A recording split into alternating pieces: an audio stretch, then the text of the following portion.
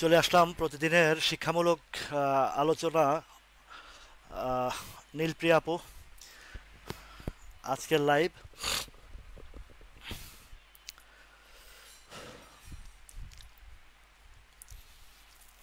মোটামুটি ওয়ালাইকুম আসসালাম সারওয়ার হোসেন ভাই।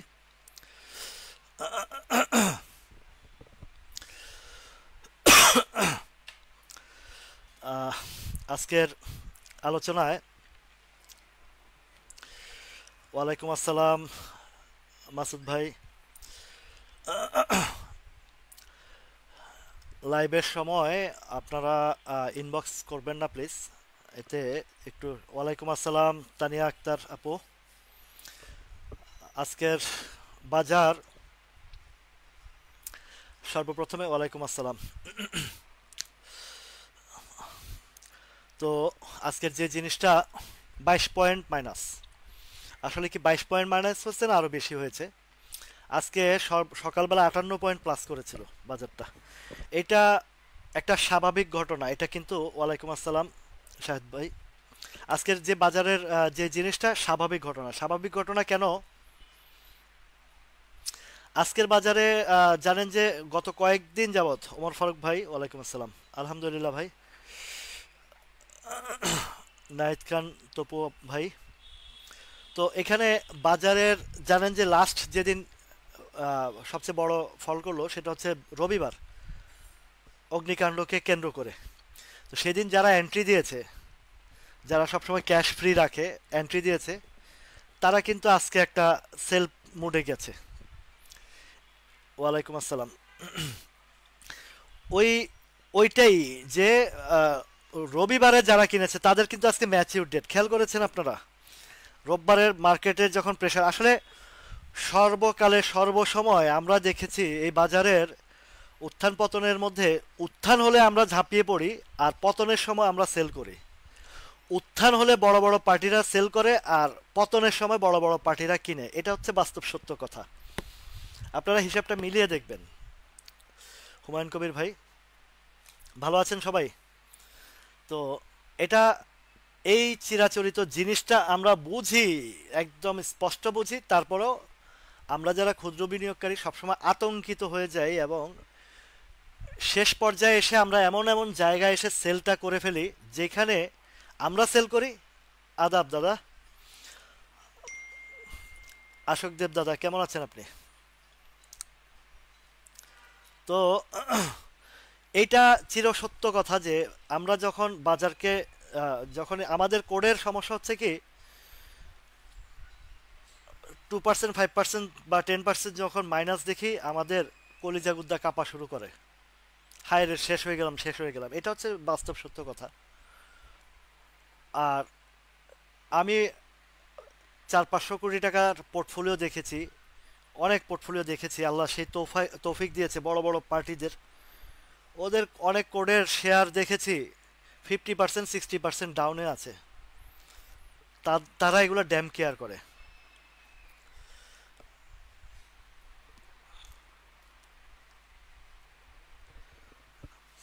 তো এখানে এই কাজগুলো তাদের অনেক বড় অ্যামাউন্ট। ধরেন আহ, তাদের কাছে ধরেন বিএসসি কিনা আছে 150 টাকায়, বা বিএসসি কিনা আছে 150 টাকায়, এখন চলতেছে ধরেন 100 টাকার ঘরে। ওরা এগুলোর টেনশনও করে না। আছে আলহামদুলিল্লাহ মোশারফ ভাই। ওরা এসব নিয়ে টেনশনও করে না, কারণ ওরা প্রতি বছর যে ডিভিডেন্ড খায়, এত বাল্ক কোয়ান্টিটি তাদের কাছে আছে। আজকে কেডিএস এর 10% ক্যাশ ডিভিডেন্ড দিয়েছে, ইপিএসটাও সেরকম ফাটাফাটি ইপিএস আসছে।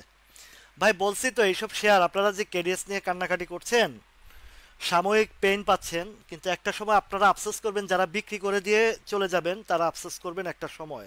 এটা লিখে রাখেন আপনারা, আপনারা লিখে রাখেন। আজ মানে আমি এই লাইভে বলেছি যে আপনারা এখন এই পেইন হচ্ছে আপনার 10%, 5% বা 20% ডাউন দেখে একটা সময় আপনারা আফসোস করবেন।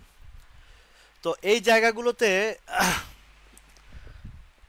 যতক্ষণ পর্যন্ত না আপনারা ধৈর্যের জায়গাটাতে সফল হবেন, ততক্ষণ পর্যন্ত আপনারা এখানে কিছুই করতে পারবেন না।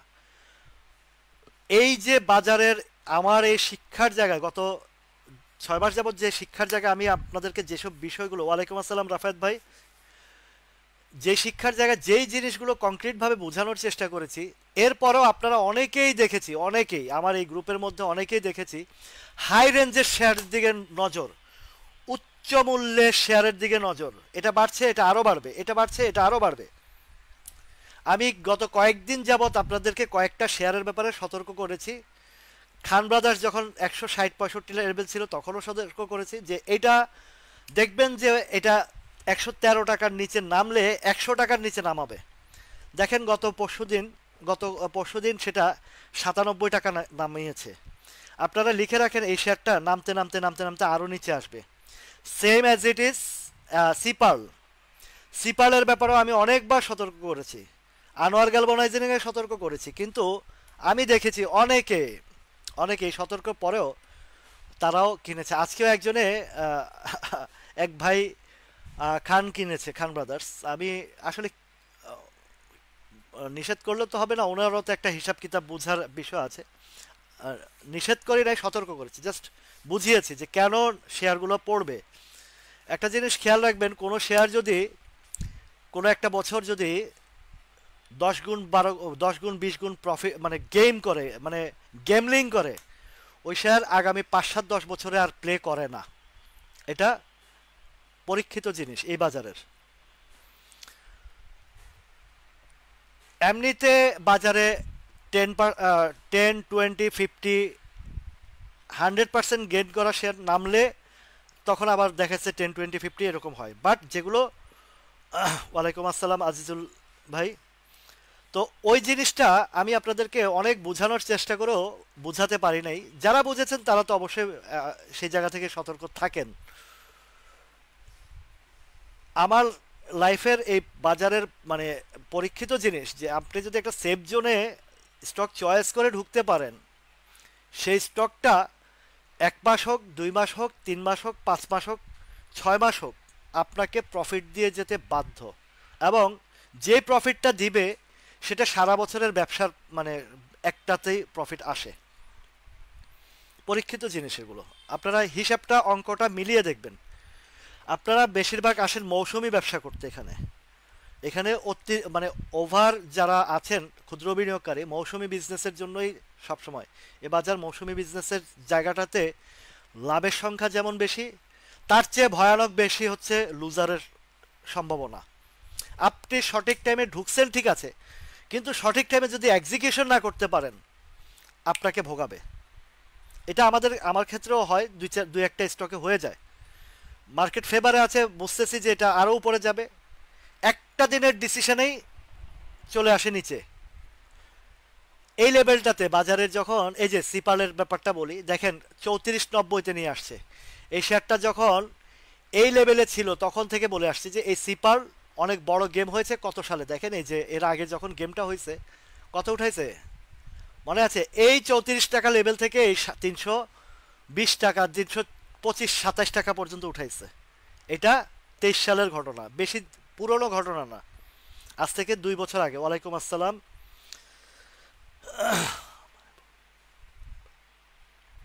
তো এই জিনিস আছি আলহামদুলিল্লাহ, আপনারা কেমন আছেন? তো এই যে জায়গাটা এই যে কোথা থেকে উঠাইছে দেখেন, আজকে কোথায় আসছে দেখেন, সেই একই জায়গায় যেখান থেকে প্লেটা হয়ে আসছে তার চেয়েও নিচে চলে গেছে। এটা তার চেয়েও নিচে চলে গেছে। সে সম্ভবত এই 43 এইখানে যদি ধরি 42 টাকা থেকে সিপালটা গেম শুরু হয়েছে। আরও নিচে, সরি আরও নিচে আছে 38 টাকা থেকে। এই যে 38 টাকা থেকে গেমটা হয়েছিল সিপালের।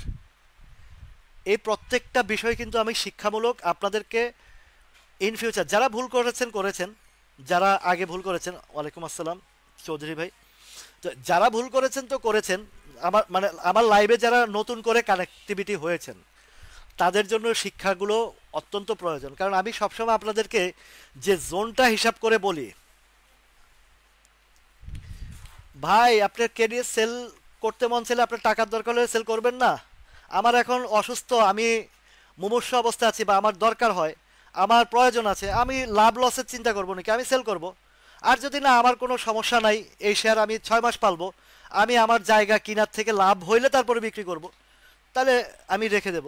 আর যদি প্রয়োজন হবে আলী হায়দার ভাই, আপনার যদি প্রয়োজন হয় আপনি সেল করবেন না, আপনার টাকার প্রয়োজন হলে তো সেল করতে হবে। আর যদি টাকার প্রয়োজন না থাকতে আপনি সেল রেখে দিবেন, সেটা আপনার ব্যাপার।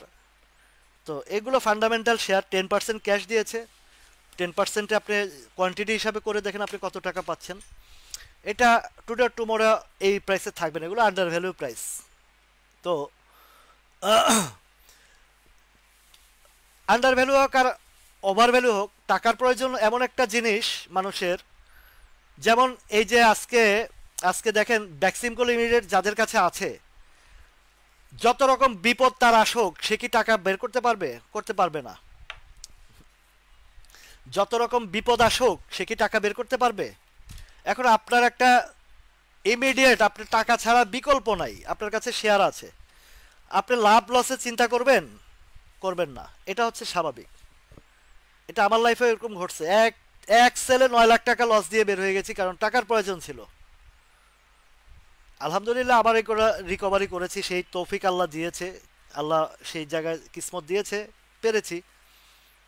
তো প্রয়োজন এমন একটা জিনিস, মানুষের প্রয়োজন যখন থাকে তখন লাভ লস, মানুষ জমি বিক্রি করে না, বাড়ি বিক্রি করে না চিকিৎসার জন্য। আপনার এখন কিডনিতে সমস্যা দেখা দিচ্ছে, কিডনি ট্রান্সফার করা লাগবে, আপনার 6 তলা বাড়ি আছে, আপনি বাড়ির দিকে তাকাবেন? আপনার তো বাড়ির দিকে তাকাবেন না। আমার বাড়ি দিয়ে কি করবো যদি আমি জীবিত না থাকি? আমার চিকিৎসার প্রয়োজন আছে। তো কেডিএস আপনার যদি প্রয়োজন থাকে আপনি বিক্রি করবেন, আর প্রয়োজন না থাকলে সেটা আপনার রাখবেন। এই যে কথা বলতে নিছিলাম যে আমি 400-500 কোটি টাকা, 500-700 কোটি টাকার পোর্টফোলিও দেখেছি, ওদের করে এরকম 30-50% মানে আন্ডার প্রাইস হয়ে গেছে তাদের কিনা দামের থেকে। এই যে এই আপনার কেডিএস এর কথা বলি, 90 টাকা করে কিনা আছে 1.5 লাখ শেয়ার। ওই বেটা তো পারলে বিক্রি করে দিত, তার তো অর্ধেকেরও বেশি নাই। তো কেন বিক্রি করে না সে? সে ক্যাশ ডিভিডেন্ড ভোগ করতেছে, টুডে টুমোরো তার রেঞ্জটাও পার হয়ে যাবে। বিএসসি আমি দেখেছি 155 টাকা করে 5.5 লাখ শেয়ার, একজনের করে 155 টাকা করে। সমস্যা কি?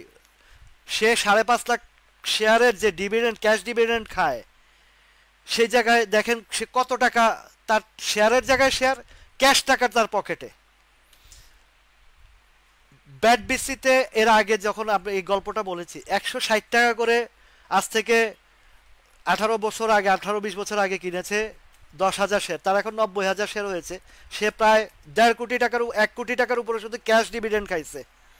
তার কি সমস্যা হয়েছে? তার তো এখনো তো যে ভ্যালু আছে, এই ভ্যালুতে বিক্রি করলে তো কত টাকা আসে? 90,000 শেয়ারের প্রাইস।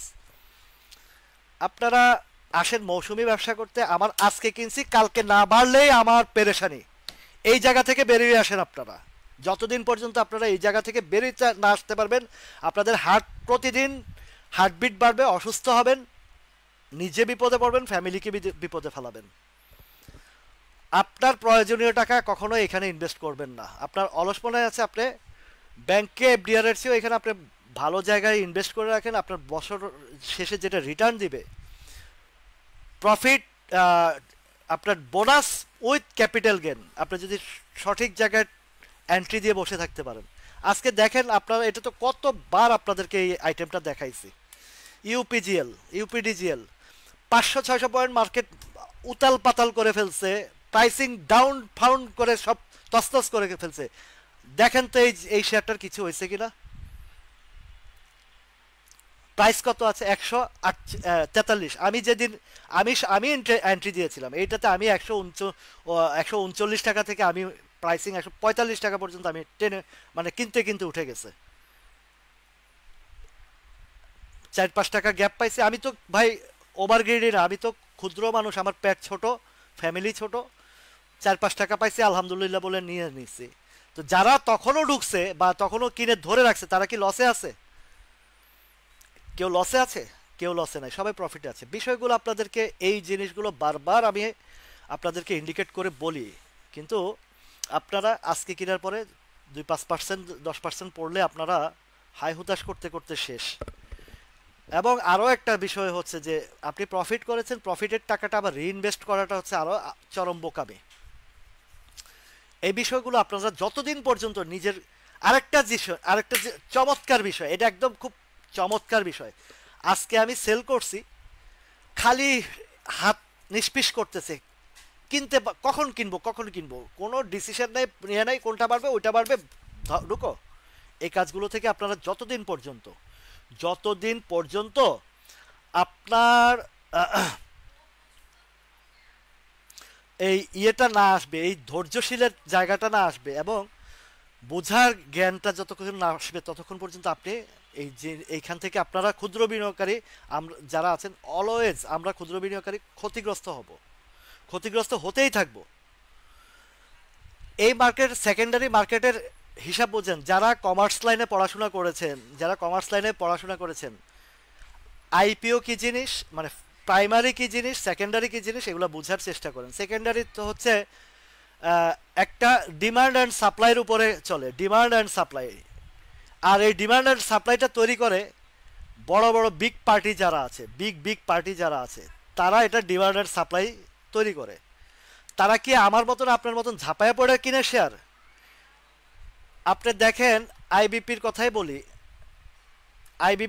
বলি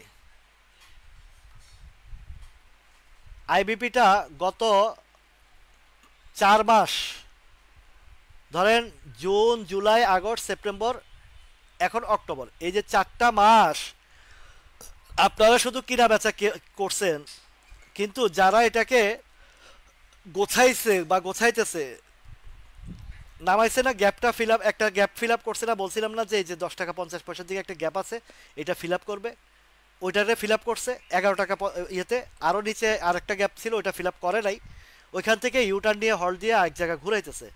আজকের মার্কেটটা ওই যে রিটেস্টের মতন, যে প্রথম দিন উঠছে, একটা দিন রিটেস্ট করছে, বাজার এখান থেকে উঠে যাবে। শিক্ষার জায়গাতে আপনারা এখনো পর্যন্ত এই যে আনোয়ার গ্যালভানাইজিং, এই যে গোলাম কিবরিয়া ভাই, আনোয়ার গ্যালভানাইজিং 86-87 লেভেলে বারবার বলেছি, এই জোনটা না পার করা পর্যন্ত। আরও একটা বিষয় বলেছি যে এটা বিশাল গেম হয়ে আসছে, উপরে যাওয়ার সম্ভাবনা, মানে সম্ভাবনা খুবই কম। তো এই জায়গাগুলোতে আপনারা যতক্ষণ পর্যন্ত রিয়েলাইজ না করতে পারবেন যে একটা শেয়ারে আমি যখন এন্ট্রি দিব, আমার প্রিভিয়াস হিস্ট্রি দেখতে হবে, যেটা কোথায় থেকে উঠে আসছে বা কোথায় থেকে নেমে আসছে, এই জিনিসগুলো আপনাদেরকে বুঝতে হবে। ডিমান্ড অ্যান্ড সাপ্লাই তো তৈরি হয় ভাই, আপনি এই বোকার মতন কথা বলতেছেন কেন? এই দেখেন, মার্কেটটাকে যখন কারেকশন করা হয়েছে, তখন যখন পতন হয়েছে বা ইয়ে হয়েছে, এখান থেকে ডিমান্ড হয় নাই, এখান থেকে ডিমান্ড হইতে হইতে 1000 পয়েন্ট যায় নাই, এই 1000, এই যে 1100 পয়েন্ট বাড়ছে, এখান থেকে ব্যবসা দেয় নাই। যারা ব্যবসা করার তারা ঠিকই করছে, আমরা শুধু ওই ফরিংয়ের মতন এই ঢাল থেকে ওই ঢাল, ওই ঢাল থেকে ওই ঢালে লাফাইছি, কোনো কাজের বেলা কিছুই করি নাই। এখান থেকে কি প্রফিট দেয় নাই? দেখেন, এই যে 1000 পয়েন্ট কি এমনি এমনি বেড়ে গেছে? শেয়ারের ডিমান্ড না হলে কি এমনি এমনি বেড়ে গেছে? যতবার পতন হয় ততবার আবার ডিমান্ড তৈরি হয়, যতবার পতন হয় ততবার আবার ডিমান্ড তৈরি হয়। আপনাদের মাথায় শুধু একটা জিনিস বারবার ঘুরপাক খায় যে আমি, মানে আমারটা কমে গেছে, এই শেয়ারটা কমার কারণ কি? যখন কমে, কারোটা কি বাদ যায়? ভাই আমারটা কমার কারণ কি? সবাই একই প্রশ্ন। ডিমান্ড শেষ, ওরা একটা জায়গায় এক্সিকিউশন, কেউ প্রফিট নিচ্ছে, বা বিভিন্ন জিনিস আছে কারেকশনের নামে হোক, বা আমাদের দেশের কথা তো আমি আগেই বলেছি যে আমাদের পুরো বাজারটাকে হোম টু ডোর বানিয়ে রেখেছে। আর এই বাজারের আমি একটা নাম দিয়েছি, কার মনে আছে দেখি বলেন তো, কার মনে আছে এই বাজারের নামটা?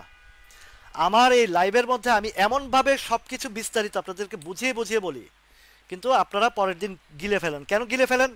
আপনারা আপনাদের স্টকের বাহিরে আর কিছুই চিন্তা করতে পারেন না, আপনারা আপনাদের শেয়ারের বাহিরে কোনো কিছুই চিন্তা করতে পারেন না। আপনাকে মার্কেটের বিষয়গুলো বুঝতে হবে, যে আপনি ইনভেস্ট করেছেন, হ্যাঁ মার্কেট হুট করেই ডিসিশন নেয়। আপনি কি ভাবছেন আপনার পোর্টফোলিওটাই ড্যামেজ হয়েছে? বড় বড় বিগ ইনভেস্টর যারা, তারা কি বিপদে পড়ে না? তারাও পড়ে। এই যে মার্কেটে এই যে 1400 কোটি টাকা যখন লেনদেন হয়েছে, এগুলো তো ইনস্টিটিউটের ইনভলভমেন্ট ছিল, সেখানে গেমলারদেরও ইনভলভমেন্ট ছিল। হুট করে যখন ছেড়ে দিচ্ছে, গেমলার কি তার শেয়ার লসে বিক্রি করে বেড়েছে? না না না, সে একটা জিনিস গোছাইছে। যেমন এই আইবিপিটার দিয়ে আমি, এরকম বহুত আইবিপি আছে, এই আইবিপিটা দিয়ে বারবারে বুঝাই। এইখানে যখন বাজার যখন 1400 কোটি টাকা লেনদেন হয়, তখনও এই রেঞ্জে ছিল। তো এইখানে গিরগিটির বাজার, রাইট, আহমেদ রাজু, ধন্যবাদ ভাইয়া। তো এই যে জায়গাটা আপনার এই গিরগিটির বাজারে, এখানে কি কেউ কি এই শেয়ারটা কালেকশন করে নাই? ওরা তো একটা প্ল্যানিং অনুযায়ী বা একটা ভালো জায়গায় নেওয়ার জন্যই তো তারা একটা গেম করছে। এখন বাজার যখন ছেড়ে দিয়েছে, তারা কি শেয়ার ছেড়ে দিয়েছে? না, এই শেয়ার যারা ছাড়ছে সব আপনি আমি ছাড়ছি। এই শেয়ার যা ছাড়ছি আমি ছাড়ছি। বাজার পরে, এই তো ধন্যবাদ ওমর ফারুক ভাই, মাহফুজুর রহমান ভাই, গিরগিটির বাজার, এটা গিরগিটির বাজার ক্ষণে ক্ষণে রং বদলায়। বৃহস্পতিবারের রং দেখিয়েছে একরকম, শনিবারের আগুনের কাণ্ড সুযোগ পায়া বড় ইনভেস্টররা কিনে নাই, আমরা আতঙ্কে মারছি। সেই শেয়ার কার পকেটে গেছে? কার পকেটে গেছে এই শেয়ারগুলো? আপনার শেয়ারগুলো কার পকেটে গেছে? এখানে ক্ষুদ্র বিনিয়োগকারীরা যদি একটু কমন সেন্স খাটা, যদি ধৈর্যশীল ভাবে রাখতো, এই বাজার কিন্তু এতটা ড্যামেজ হয় না। এখানে কিছু টেকনিক্যাল লোকজন আছে, তারা কি করে, যারা ডে ট্রেড করে বা থার্ড ডেট চিন্তা করে ঢুকে, তারা টেকনিক্যাল হিসাব করে। কিছু কিছু আছে ব্রেকআউটের পরে বাই দেয়, 3 দিনের মাথায় লাভ হোক লস হোক মারে।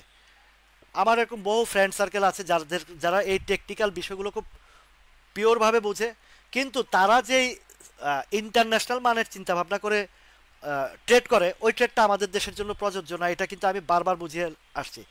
দেখেন, এই সাপ্লাই জোনের বিষয়টা আমি যখন বুঝাইছি আপনাদেরকে, যে টেকনিক্যাল অ্যানালাইসিস বলে ব্রেকআউটের পরে এন্ট্রি, আর আমি বলি যে যখনই আমাকে দেখাচ্ছে যে হিস্টোগ্রামের বার হালকা হচ্ছে, এদিকের কিছু সিমটম আপনাদেরকে দেখায় শিখাই দিচ্ছি যে ভলিউমটা আস্তে আস্তে গ্রিনের দিকে একটু যাচ্ছে, তখন আপনি এন্ট্রি দেন। ওই ব্রেকআউট পর্যন্ত দেখবেন যে আপনি 20%, 30% বা 10% আপনি গেইন নিয়ে নিয়েছেন। শিখাইছি না এটা? এই বাজারটা অলওয়েজ ডাউন হয় উঠার জন্য, আবার উপরে যায় ডাউনের জন্য। এটা শুধু এই জায়গা না, আপনি মার্কেটের ম্যানিপুলেশন সব জায়গায় ওঠে। এই যে এখন আপনারা গোল্ড মার্কেট দেখতেছেন না, খেয়াল আছে? এই যে আপনার বিটকয়েন ডাউন হতে হতে হতে হতে হতে হতে 14,000-এ আনছিল বিটকয়েনের বাজারটা। সে 14,000 থেকে 1 লাখ ছাড়াই গেছে না? যারা এই 14,000-এর টাইমে কিনে বেচা কিনা না করে চুপ করে বসে রয়েছে, তারা তো মাল হয়ে গেছে। তো এখানেও বাজারটা, আমাদের দেশের জায়গাটা, আমি সবসময় বলি যে আমাদের এই সিন্ডিকেটের বাজার এখানে হোম টু ডোর করে রাখা হয়েছে। 5,000-এ আনে বা 4,500-এ আনে, সেখান থেকে 5,500 আনে। একটু উপরে গেলেই তখন তাদের চুলকানি, ওই মলমের ব্যবসায়ীদের মতন লেকচার দেওয়া শুরু করে। আজকে মার্জিনের অজুহাত, কালকে ওই জরিমানার অজুহাত, পরশু এই অজুহাত, এগুলার সিস্টেম চলে আসে। তারপরে আমাদেরকে, আমি যে কাজটা আপনাদেরকে শুরু থেকে আমি শিখিয়ে আসছি, যে শুরু থেকেই আপনাদেরকে বলে আসছি যে এই জায়গাটা আপনারা বোঝার, শিখার চেষ্টা করুন। অন্তত বিপদ মুহূর্তে আপনার সেই জিনিসগুলো কাজে আসবে। ওভার গ্রিডি হইতে সবসময় নিষেধ করি যে আপনারা ওভার গ্রিডি হবেন না, মার্জিন ইউজ করবেন না।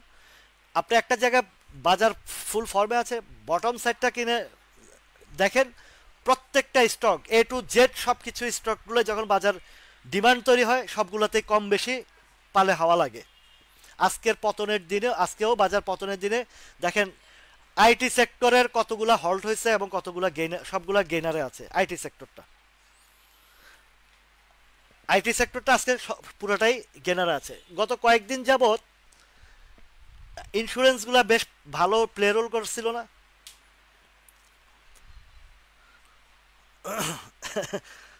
জি ওমর ভাই, ঠিক, ওমর ফারুক ভাই। তো এখন বিষয়গুলা, যে আমার যখন আমি একটা ভালো স্টকে ফেসে গেছে, যেমন এই যে আইবিপিতে যারা ফেসে আছেন, আমি আপনাদেরকে খুব ভালোভাবে ভালোভাবে আমি সাহস দিয়ে আসছি যে এই জিনিসটা দেখেন, যে এখন মার্কেট চাপ দিয়েছে, সেই জায়গা থেকে ধীরে ধীরে ধীরে ধীরে একটু আসবে। আরে ভাই, 10 টাকা নাই তো, যে বেটা 90 টাকায় কিনছে তার কয় টাকা নাই আপনি হিসাব করেন। আপনি তো 50 টাকা করে কিনে বলতেছেন 10 টাকা নাই, আর যে লোকে এটা 90 টাকা করে কিনেছে, আমি বলেছি 80-90 টাকা না, এটা 100 টাকাও যাবে। আমি বলেছি, এখনো বলতেছি। মোহাম্মদ রবিউল ইসলাম ভাই, আমি বলছি এটা 100 টাকাও যাবে, এখনো বলতেছি। আপনি যদি বুঝতে পারেন তাহলে বুঝবেন, আর না বুঝতে পারলে তো কিছু নাই। এটার প্যাটার্ন 35-37 আছে, আসে এটা 70-80-100 টাকাও যায়। আপনি প্রিভিয়াস হিস্ট্রি, ইতিহাস ঘাইটা দেখেন, তারপরে আপনি বলেছেন এই শব্দটা ইউজ করবেন। আমি কখনো কাউকে বাই সেল নির্দেশনা দেই না। যেটা বাজার সিস্টেম, যা যে পজিশন, প্রাইসিং কোথায় নামতে পারে আর কোথায় উঠতে পারে সে বিষয়গুলো আপনাদেরকে বুঝিয়ে দেই। সাপোর্ট, একটা সাপ্লাই পার করে আরেকটা সাপ্লাই ধরবে, সাপ্লাইটাকে সাপোর্ট তৈরি করবে, এই শিক্ষার জায়গাটাতে রেখেছি। আমি কখনো কাউকে বাই সেলের নির্দেশ দেই না, এই কথাটা মাথায় রাখবেন। তো এখন এই যে যারা ইনভেস্ট এখানে করেছে, তারা আপনার আমার মতো 3 দিনের চিন্তা করে নাই। এই কালেকশন করতে করতে যখন তাদের ফুল ফেভারে স্টকটার পজিশন চলে আসবে, আজকে দেখেন ডমিনেন্স দেখেন। এই ডমিনেন্স যখন আমরা আলোচনা করছিলাম কয় টাকায় ছিল, 15 টাকার ঘরে ছিল এই ডমিনেন্সটা। এই ডমিনেন্সটা আমরা যখন আলোচনা এনেছিলাম আজ থেকে 3 মাস আগে যখন আলোচনা আনছিলাম, এই যে এই লেভেলটাতে ছিল 14-15 টাকার ঘরে ছিল। এই 13-14-15 টাকার ঘরের থেকে এগুলো আলোচনা আনছিলাম। তারপরে এই যে সিমট্যাক্স, ফ্যাকডিল, এগুলোর কথা কোন লেভেল থেকে বলে আসছিলাম আরো 3 মাস আগে। সে 3 মাস সাথে কোথায় গেছে দেখেন। কথা আপনারা শুধু ওই যে বললাম না, এখানে বাজার যেরকম গিরগিটির বাজার, এখানে আমাদের কিছু কিছু লোকজন আছেন যারা ওই ক্ষণে ক্ষণে রং বদলায়, কথার শিক্ষার জায়গা থেকে অন্য জায়গায় চলে যায়। এটা দুঃখজনক বিষয়। এই যে আজকে একটা পোস্ট করেছে, যে গতকালকে লাইভে অনেকে রিকোয়েস্ট করেছেন ভাই আমার এই আইটেমগুলো ইয়ে করেন। তো 10টা স্টক আমি সবসময় জানেন যে লাইভের থেকে 10টা স্টক আমি আপনাদের রিকোয়ারমেন্ট থেকে নিয়ে আবার ভিডিও আপলোড করে দিই। তো ওই কোন কোন স্টকগুলো দিয়ে আমি আবার লিখে ওইটা আবার পোস্ট করি। এক বেউকুবে বলছে এখানে বাটপারি করার জায়গা পান না এগুলো আইটেম দিয়া, ওই বেটা পোস্ট পড়েই নাই কমেন্ট করে ফেলছে। কত বড় গর্ধব দেখেন আমাদের মাথা, মানে আমরা কোন পর্যায়ের লোক। আমরা পোস্টে কি লেখা আছে সেই লেখাটাও পড়া মানে বিবেক বিবেচনা করে না যে আমি লেখাটা পোস্টে কি লিখেছি। বলেছি যে লাইভে থেকে আপনাদের অনুরোধে 10টি স্টকের বিশ্লেষণ দেওয়া হলো, এই আপলোড দিব, এই লেখাটা স্পষ্ট করে লেখা আছে। ওই লোককে আমি বলছি আপনি মূর্খ, আপনি লেখাটাকে পড়ছেন, দেখছেন যে কি লিখছি আমি পোস্টে, না লিখে না বুঝে বলতেছেন এখানে মানে উল্টাপাল্টা কমেন্ট করেন। তাহলে আমরা যে বাঙালি জাতি, আমরা যে শিক্ষিত জাতি বলি, বা যারা মানে লেখাপড়া অন্তত এখন এই বর্তমান যুগে তো মিনিমাম ম্যাট্রিক পাসের নিচে তো আপনার কোনো জায়গায় কোনো লোক খুঁজে পাবেন না। বর্তমানের বাংলাদেশে ম্যাট্রিক পাসের নিচে কোনো লোক আছে? আমার তো মনে হয় না। মিনিমাম তো ম্যাট্রিক পাসের নিচে কোনো লোক নাই, এসএসসি পাসের নিচে তো কোনো লোক থাকার কথা না বর্তমানে এই সমাজে। আর জিপিএ 5 গোল্ডেন, ওই যে আইএম জিপিএ 5 তো অভাব নাই। আইএম জিপিএ 5 এর তো লোকের অভাব নাই। তো যেই লোক কমেন্ট করছে ওই লোক আইএম জিপিএ 5 এর মতন লোক ছাড়া এই ধরনের কমেন্ট করে না। কালকে দেখছেন এক ভদ্রলোক গালিগালাজ করে কথা বলে, অথচ প্রোফাইলে তার ছবি, কি সুন্দর ছবি, ফ্যামিলির ভদ্র মনে হয়, শিক্ষিত মনে হয়, কিন্তু সে মানে এত স্ল্যাং ল্যাঙ্গুয়েজে কথাবার্তা বলছে যে তার শিক্ষা এবং পারিবারিক বিষয়টা স্পষ্ট বুঝে ফুটিয়ে তুলেছে নিজেই। তো আমরা মানুষ হব কবে? যতক্ষণ পর্যন্ত আমরা আমাদের বিবেক জায়গা থেকে আমরা নিজেরা মানে এইসব বিষয়গুলো অনুধাবন না করতে পারবো, ততক্ষণ পর্যন্ত যতই চিল্লাই আর যতই শিক্ষার জায়গা নিয়ে আসি না, কোনো কাজ হবে না। এখন এই যে সিমটেক্সটা, এই যে আমার এখানে ইয়ে আছে না, যে উনি আসছেন নাকি আজকে?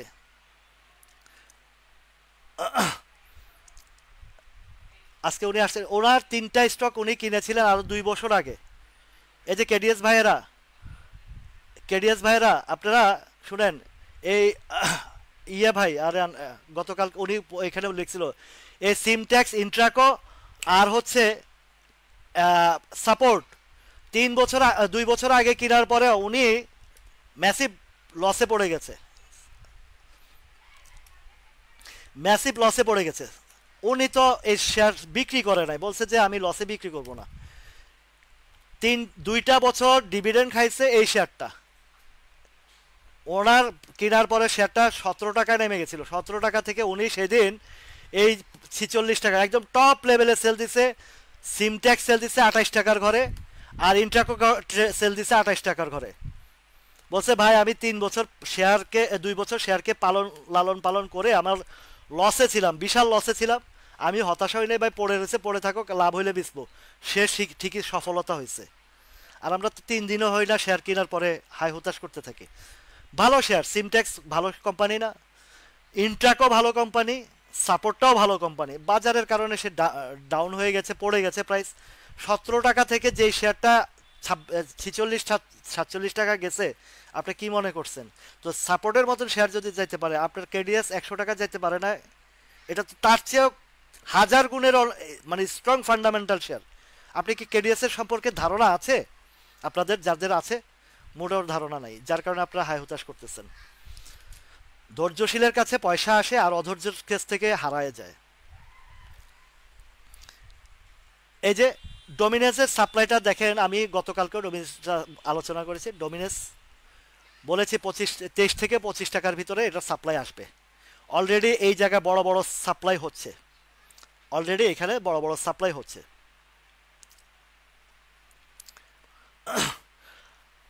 আমার ক্ষুদ্র জ্ঞানে বলে যে বাজারটা যে বড় ধরনের একটা কারেকশন হয়ে গেছে, এখন আর ওই ধরনের বড় ধরনের কিছু হবে না।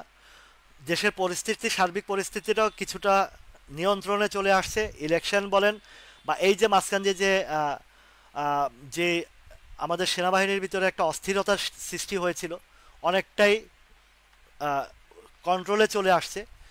এবং আশা করছি, কেননা এখানে আন্তর্জাতিক বিষয় আছে, আপনারা খেয়াল করে লক্ষ্য করে দেখবেন যে সম্ভবত জাতিসংঘ থেকে পুলিশ বাহিনীকে কিক আউট করা হয়েছে ওদের এই বাংলাদেশের পরিস্থিতির কারণে। ইন্ট্রাকো আপনি, হ্যাঁ, ওমর ফারুক ভাইয়ের যে জায়গাটা আমার কাছে এখনো মনে হচ্ছে যে ইন্ট্রাকোটা আবারও ইউটার্ন আসবে, কারণ পজিশন এই এই মার্কেটের মধ্যেও সে যে জায়গাটাতে ধরে রাখছে, এটা কিন্তু ভালো দিকে যাবে, এটা কিন্তু ভালো দিকে যাবে, এটা আমার কাছে খুব আছে। তো বর্তমান পরিস্থিতিতে আমাদের একটাই করণীয়, যারা ফান্ডামেন্টাল ভালো শেয়ার ধরে রাখছেন, কখনো আপনি ডিভিডেন্ডটা খান, ডিভিডেন্ডটা খাওয়ার পরে দেখবেন বাজারটা একটু ফুল ফর্মে আসবে, এগুলো ধামাধাম উঠে যাবে প্রাইস, এগুলো ডিমান্ড হয়ে যাবে তখন। আপনার ইপিএস দেখছেন, এই যে কেডিএস এর কি ইপিএসটা আসছে, এটা 10% দিছে তো হিসাবে কম দিছে, এটা 20% দেওয়ার মতন অ্যাবিলিটি আছে। 2 টাকা কত পয়সা জানি ইপিএসটা কত, এই ভাই টিপু ভাই বা রাহাত ভাই যার কাছে আছে, কত ইপিএসটা 2 টাকা কত পয়সা জানি দেখলাম, আমার খেয়াল নাই। তো এইটা তো ধরেন 20% দেওয়ার মতন ইয়াতে আছে, ঠিক আছে। তো এখন কোন ডোমিনেন্সটার দিকে তাকাইতে গেছিলাম, আর ওই যে ইয়েটা হয়ে গেছে। এই যে ডোমিনেন্সের আজকে কয়েকদিন যাবত বলে আসছিলাম যে ডোমিনেন্সটা সাপ্লাই জোনটা, একটা জিনিস লক্ষ্য করে দেখবেন যে যে শেয়ারটা যখন প্লে রোল করে, তার যে প্যাটার্ন, তার যে জায়গাটা, সে কিন্তু পতন মার্কেটেও শেষ, তার লক্ষ্যমাত্রা পৌঁছায়। সিমট্যাক্স গেছে, এই যে আরেকটা ডোমিনেন্স, যারা এগুলাতে ইনভলভমেন্ট থাকে তারা ওই সব জায়গায় নিয়ে যায়। এই যে আমি বলছি যে 23 টাকা থেকে 25 টাকা পর্যন্ত সাপ্লাই জোন, দেখেন সে অলরেডি সাপ্লাই জোনে ঢুকছে।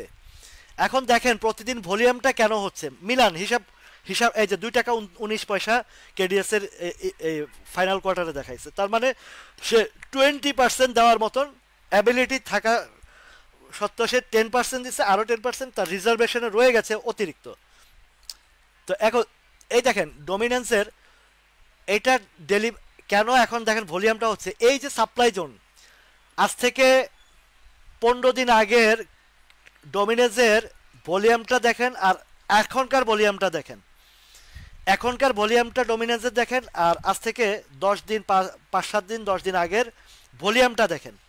এই ক্যালকুলেশনগুলো আপনারা মাথায় রাখবেন যে ওভার ভলিউম কেন হচ্ছে, কারণ সে অলরেডি সাপ্লাই জোনে ঢুকছে মাত্র, আজকে 2 দিন যাবৎ সে সাপ্লাই জোনে ঢুকছে মাত্র। তার মানে কি, তার সাপ্লাইটা এখানে চলতেছে। তো সাপ্লাইটা চলতেছে, এই সাপ্লাই কমপ্লিট করা, যারা ধরেন এই যে 15-16 টাকায় যারা বা 13-14 টাকা যারা বড় বড় বিগ পার্টিরা এটাকে টেক ওভার করেছে শেয়ারটা, তাদের তো 1-2 টাকা বা এই যে অনেক সময় যে 2-3 টাকা দাম করে উঠে আবার ছেড়ে যায়, এগুলো কোনো বড় বড় বিগ ইনভেস্টরদের ইনভলভমেন্ট নাই। এগুলা 8-10 জন মিলে একটা ফান্ড তৈরি করে, ছোট ছোট লো পেড আপ বা মিড ক্যাপের কিছু শেয়ার ধরে 2-4-5 টাকা গ্যাপ করে ধাম ধাম মেরে দিয়ে বের হয়ে যায়। ওই যে মলম পার্টি যেটা আর কি, ওই হোয়াটসঅ্যাপ গ্রুপ বা মেসেঞ্জার গ্রুপের এগুলো একটা গ্রুপ থাকে, তারপর কিছু কিছু পেজেরও আছে, ওরা এই এই জিনিসগুলো করে। 10-15 লাখ 20 লাখ বা 25 লাখ 30 লাখ শেয়ার কালেকশন করে 8-10 জনে মিলে। ওই কালেকশন করার পরে যখনই তাদের সেলের টাইম হয়, ওই হোয়াটসঅ্যাপ ভাই এটা কিনেন, তো কিনলে পরের দিন যারা ওই মলম পার্টির লোকজন, তারা যখন মানে যারা মলম পার্টির খপ্পরে পড়ে, তারা যখন কিনতে যায় সবাই, ধরেন আমার এখন একটা পিকনিকের গ্রুপ আছে, হ্যাঁ, আমার পিকনিকের 2টা গ্রুপ করছে। একটা হচ্ছে যারা পিকনিক করবে বলে ঢুকছে, আর যারা পেমেন্ট করে ফেলেছে তাদের একটা গ্রুপ, 2টা গ্রুপ। এখন এই যে যারা আমার পিকনিক গ্রুপে আছে সবাই আমার প্রতি খুব কনফিডেন্স এবং বিশ্বস্ত জায়গা না আমি আপনাদের, রাফায়েত ভাই বলেন, টিপু ভাই বলেন, বা যারা আমার পিকনিক গ্রুপে আছেন, আমাকে এই যে পিকনিকের জন্য যারা কনফার্মেশন দিয়ে ঢুকছেন, আমি কি চাইলে পারি না যে ভাই কালকে এই শেয়ারটা কিনেন, এটা বাড়বে? এই যে আজকে 1 মাস 1.5 মাস যাবত যে পিকনিক গ্রুপে আজ পর্যন্ত কি আপনাদেরকে বলেছি যে এই শেয়ারটা কিনেন? কেউ বলতে পারবেন? আমি এই কাজ কখনোই করি না, কেননা আমার এখানে শিক্ষার জায়গা, আমার একটা শিক্ষার জায়গায় আসছি। এই সোশ্যাল প্ল্যাটফর্মে আমার একটা এই সোশ্যাল প্ল্যাটফর্মে আমার একটা পরিচিতি আছে, আমার একটা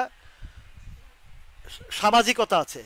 আমি এমন কিছু করব না বা করি নাই আজ পর্যন্ত যেটাতে আমার মানে সমাজের কাছে হেয় প্রতিপন্ন হতে হয়। এরকম বহু গ্রুপ খুলে দেখবেন যে ওইসবগুলার একটা পোর্টফোলিওতেও মানে একটা প্রোফাইলেও তাদের নিজস্ব ছবি নাই।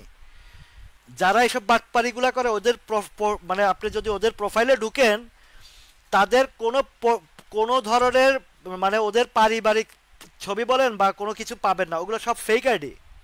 ওরা ফেক আইডি করে করে এগুলা তৈরি করে, কারণ কি ওরা ধান্দাবাজি করে এই কাজগুলা করে যেন ওদের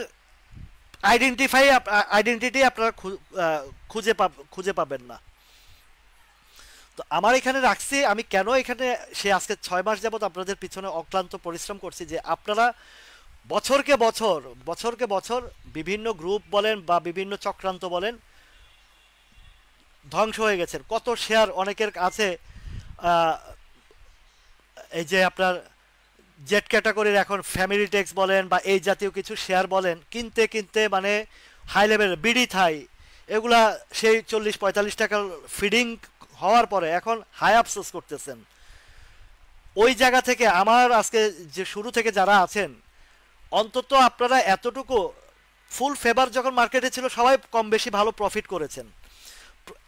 প্রফিট করার পরে মার্কেট চাপের পরবর্তীতে আবার যখন রিইনভেস্ট করেছেন, অনেকে বোকামি করে প্রফিটের টাকা সহ ইনভেস্ট করে ফেলেছেন। এই ইনভেস্ট করার কারণে আপনাদের যে ক্ষতিটা হয়েছে, যে আগের যা ইনভেস্ট করে প্রফিট করেছেন ওই টাকাটা যদি আপনারা ইনভেস্ট না করে এক্সট্রা রেখে দিতেন, আজকে এই দুর্যোগ মুহূর্তে আপনাদের কাজে লাগতো। এই বিষয়গুলো শিক্ষার জায়গা নিয়ে আসাতে কাজটা কি হয়েছে, অন্তত পক্ষে যেগুলোতে ধরেন ভুলবশত হলো আপনার ওই টাকাটা ইনভেস্ট করছেন প্রফিটের টাকা, কিন্তু যেই শেয়ারগুলোতে যেমন কেডিএস বলেন, এসপিসিএল বলেন, এই আপনার এই সিমট্যাক্স বা ফ্যাকডিল বা এই যে আইবিপি বা আপনার ইউপিজিএল যেটাতে করছেন, সেই এই যে বিএসসি বলেন, তো এই যে যেই শেয়ারগুলোতে আপনারা ইনভেস্ট করেছেন আপনার প্রাইস ফল করেছে, কিন্তু আপনার ভয়ের কোনো কারণ নাই যে এটা ফ্যামিলি ট্যাক্সের মতন 2 টাকা চলে যাবে। আপনার ভয়ের কোনো কারণ নাই এটা মার্কেট থেকে ডিলিস্টেড হবে। আপনার ভয়ের কোনো কারণ নাই এটা কোনো বাটপারি কোম্পানি, ওই যে আইপিওর মাধ্যমে বাটপারি কোম্পানি আসার মতন কোনো শেয়ার। তো যেহেতু আপনার শেয়ারটা ফান্ডামেন্টালি স্ট্রং এবং শাহাজি বাজারের বাংলাদেশের মধ্যে তাদের শুধু ইলেকট্রিসিটি না, তারা কিন্তু ওয়েল রিফাইনারিং এর মধ্যেও তারা নাম করা। গভর্নমেন্ট চেঞ্জের কারণে হয়তো তাদের একটা বিষয় একটু ইয়েতে আছে, চাপের মুখে আছে কিছু কিছু কোম্পানি বা কিছু কিছু, কিন্তু এইসব কোম্পানিতে আপনাদের পুঁজি হারানোর কোনো ভয়ের কারণ নাই। এখন এই যে ধরেন আপনাদেরকে একটা শেয়ার দেখাই যে কোনটা, কে, জিকিউ বলপেন। জিকিউ বলপেনটা এখন প্রাইস কত আছে অনেকদিন তো দেখিও না।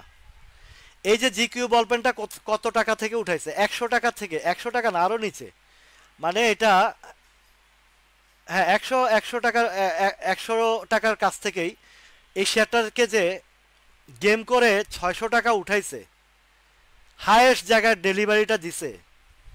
এখনো পর্যন্ত তারা এগুলা লো পেড আপ, তো আরো কিছুদিন রাইখা রাইখা যখন ফুল ক্লিয়ার হয়ে যাবে, ধাম করে যখন নিচে চলে আসবে এক এক ধাপে, এই জায়গাতে একবার আসছে 400 টাকার ঘরে, এখন 600 টাকার ঘরে যে কিনছে 200 টাকা নাই তার, আরেকটা বাড়ি মারলে 400 টাকা, মানে 400 টাকা, মানে 300 টাকা চলে যাবে।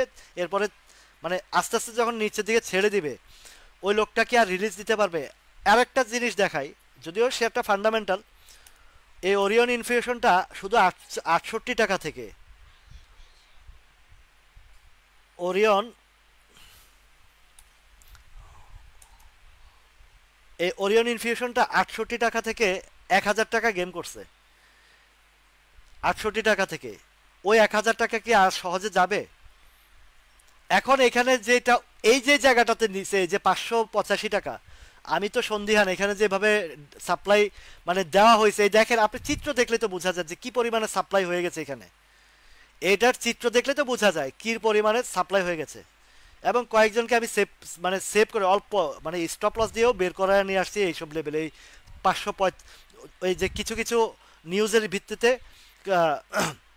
ঢুকছে, ওই যে মলম পার্টিদের নিউজে আটকা পড়ে গেছে, আমি বের করে আনছি এখান থেকে অনেককেই। তো সেই জায়গা থেকে আবার অনেককে বলার পরেও ওই যে ওই কিছু কিছু ওই হাউজের কারণে বের হইতে পারে নাই। এখন দেখেন এই যে মার্কেটটা, এইটা এখানে যে স্পষ্টভাবে বোঝা যায় একটা ধীরে ধীরে, এখন দেখবেন যে ম্যাক্সিমাম লোকের হাতে এই শেয়ারটা আছে ওরিয়ন ইনফিউশন পাবলিক ফাংশন। যখনই পাবলিক ফাংশন হয়ে যায়,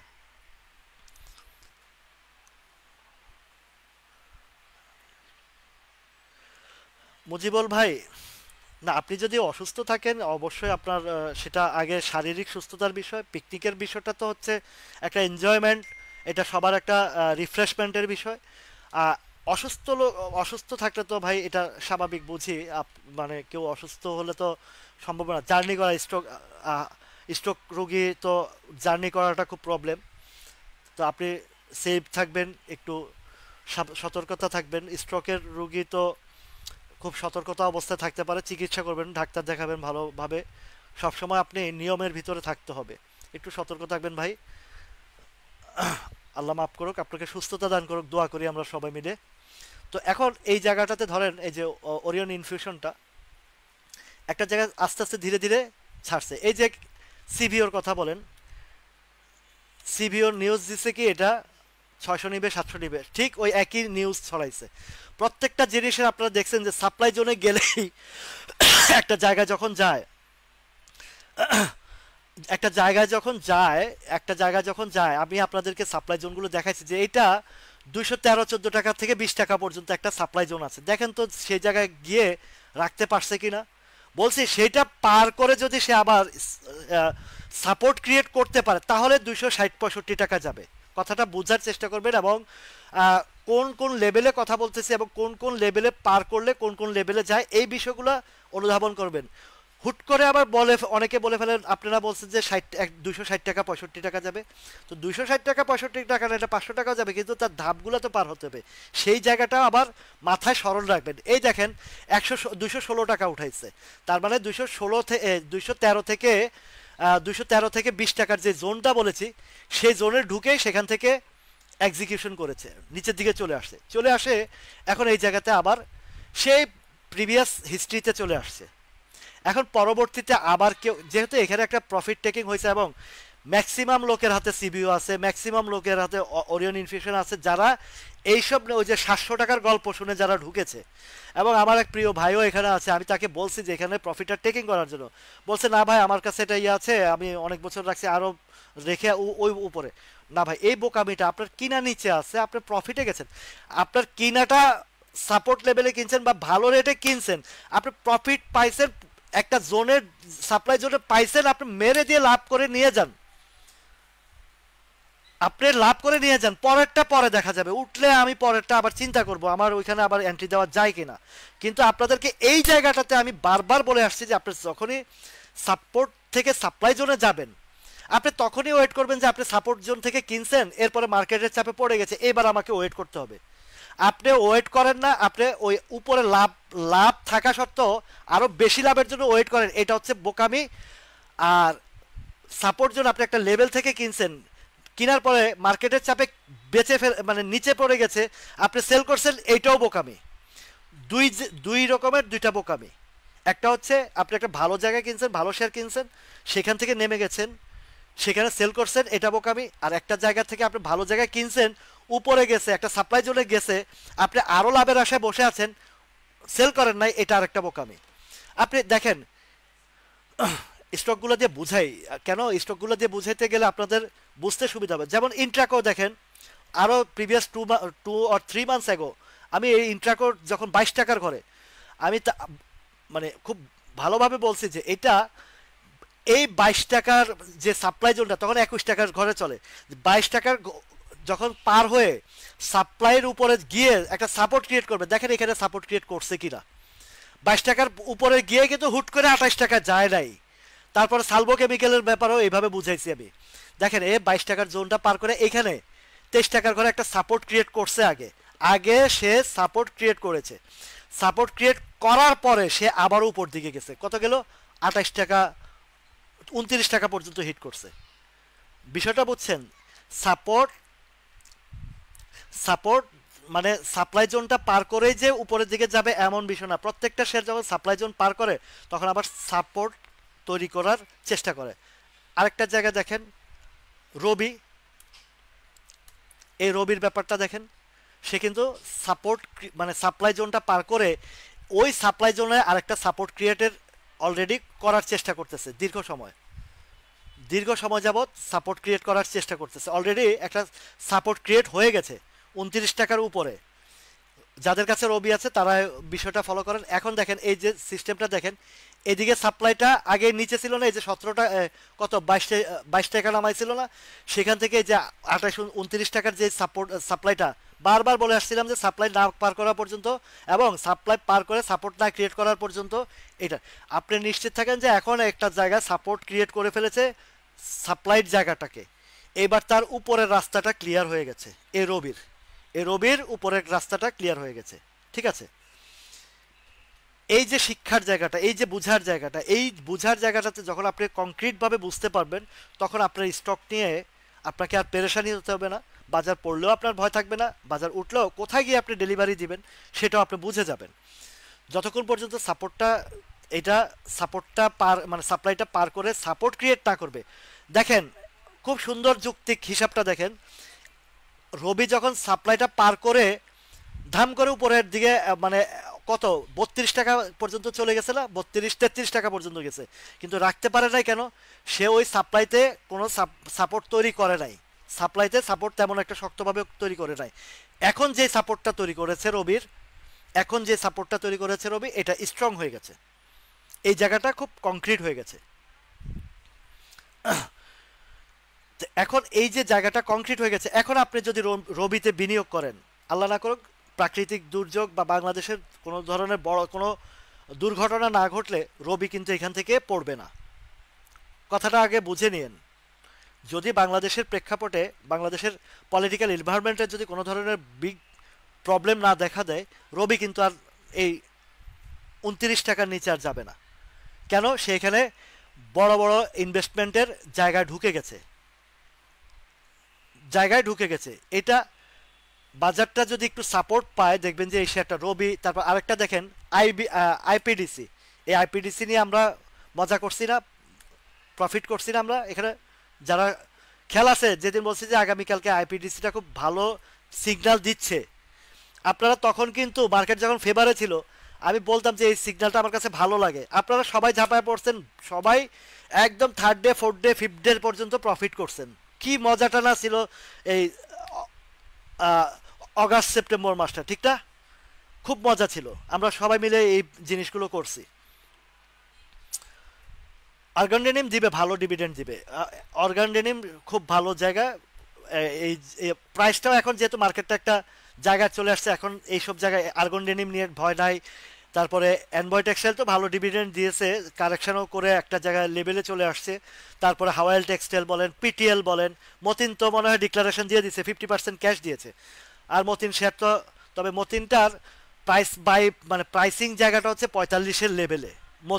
মতিন স্পিনিংয়ের এই এখন মনে হয় 56 টাকার ঘর আছে, এই এই জায়গা কিন্তু এন্ট্রির জায়গা না। মতিনের মূলত সাপোর্ট জোন এবং বিনিয়োগের জন্য 45 লেভেলটা বেস্ট প্রাইস। এই শেয়ারটা আমি বলেছি, এই শেয়ারটা সম্পূর্ণ মালিকের আত্মীয় স্বজনের কাছে হোল্ডিং আছে, পাবলিক ফাংশনে খুব কম শেয়ার আছে।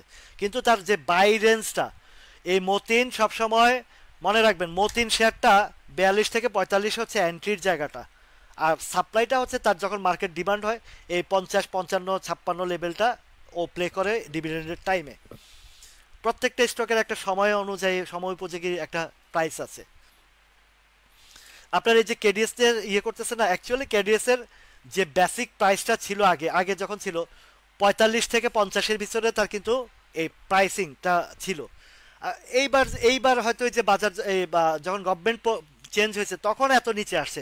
আপনি কেডিএস এর আগের হিসাবগুলো দেখেন, এত নিচে প্রাইস কখনোই ছিল না কেডিএস এর। ইভেন এই শেয়ারটা এই জায়গাও থাকবে না। ক্যাশ ডিভিডেন্ড দেওয়া মানে কি, তার কিন্তু স্টক বাড়ে নাই, খেয়াল করছেন? ক্যাশ ডিভিডেন্ডের না দেওয়াতে তার স্টক বাড়ে নাই, তো স্টক না বাড়লে কি হয়েছে, তার কিন্তু ডিমান্ডের জায়গায় রয়ে গেছে।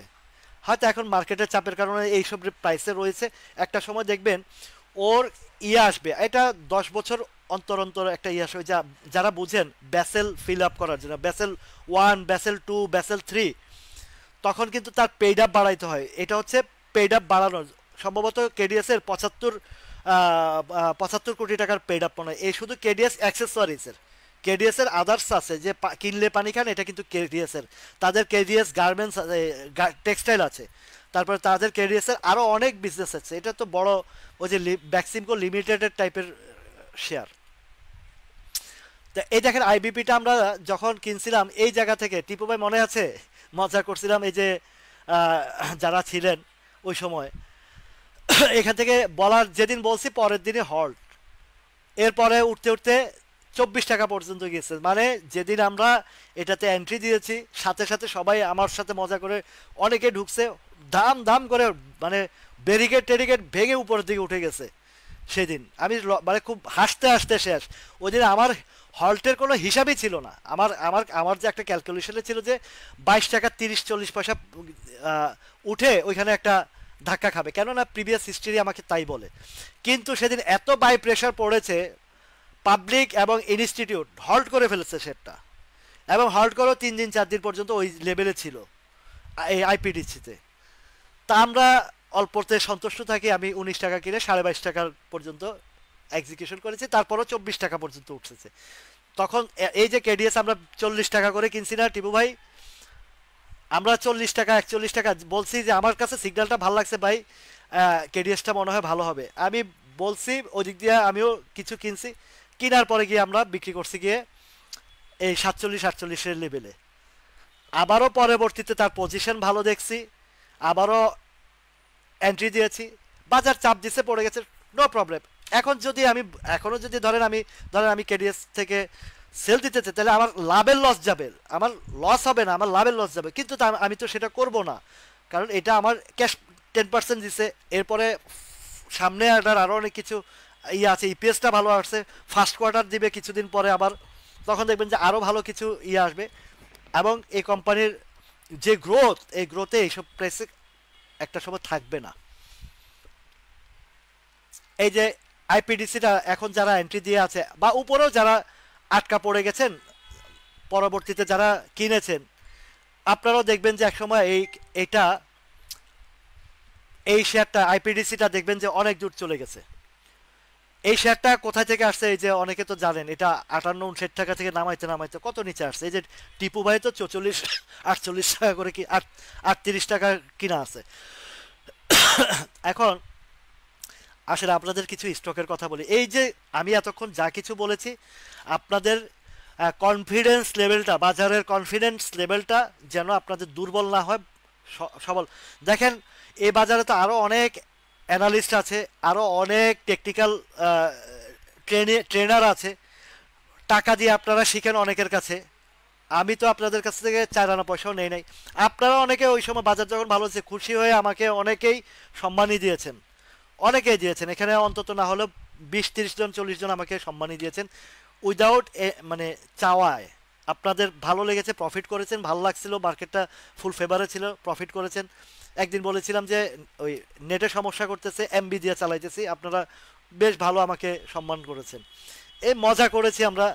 এই মজার জায়গা থেকে এই যে বাজার, অনেক টেকনিক্যাল অ্যানালাইসিস আছে এই মার্কেটে, যারা বাজার যখন পড়ে সব গর্তে ঢুকে যায়।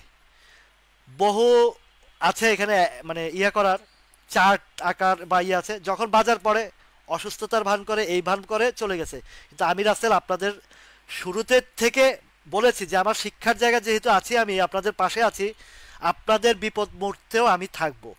আজও অবধি প্রতিদিন আমি আপনাদের পাশে আছি।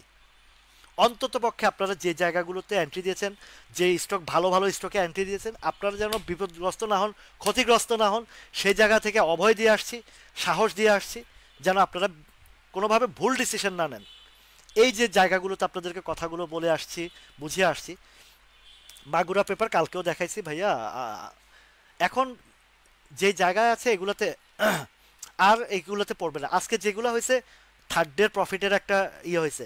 মজার বিষয় হচ্ছে বলি, শুক্রবার রোববারে যারা কিনছে আজকে সেল দিছে, আগামীকালকে দেখবেন যে ওরা আবার বাই মুডে চলে গেছে, ওরা আবার বাই মুডে চলে গেছে।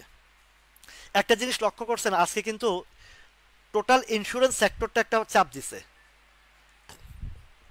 টোটাল ইন্স্যুরেন্স সেক্টরটা আজকে চাপ দিছে, খেয়াল করছেন আপনারা মার্কেটে আজকে লাস্ট মোমেন্টে। আপনার মাগুরা পেপারটা জায়গা মানে একদম নিচে থেকে বাউন্স ব্যাক করে এক জায়গায় আসছে। আজকে যারা নিচে কিনছে তারা প্রফিট টেক করছে, কিন্তু আগের রেটের জায়গায় মানে গতকালকের প্রাইসিংয়ে আছে।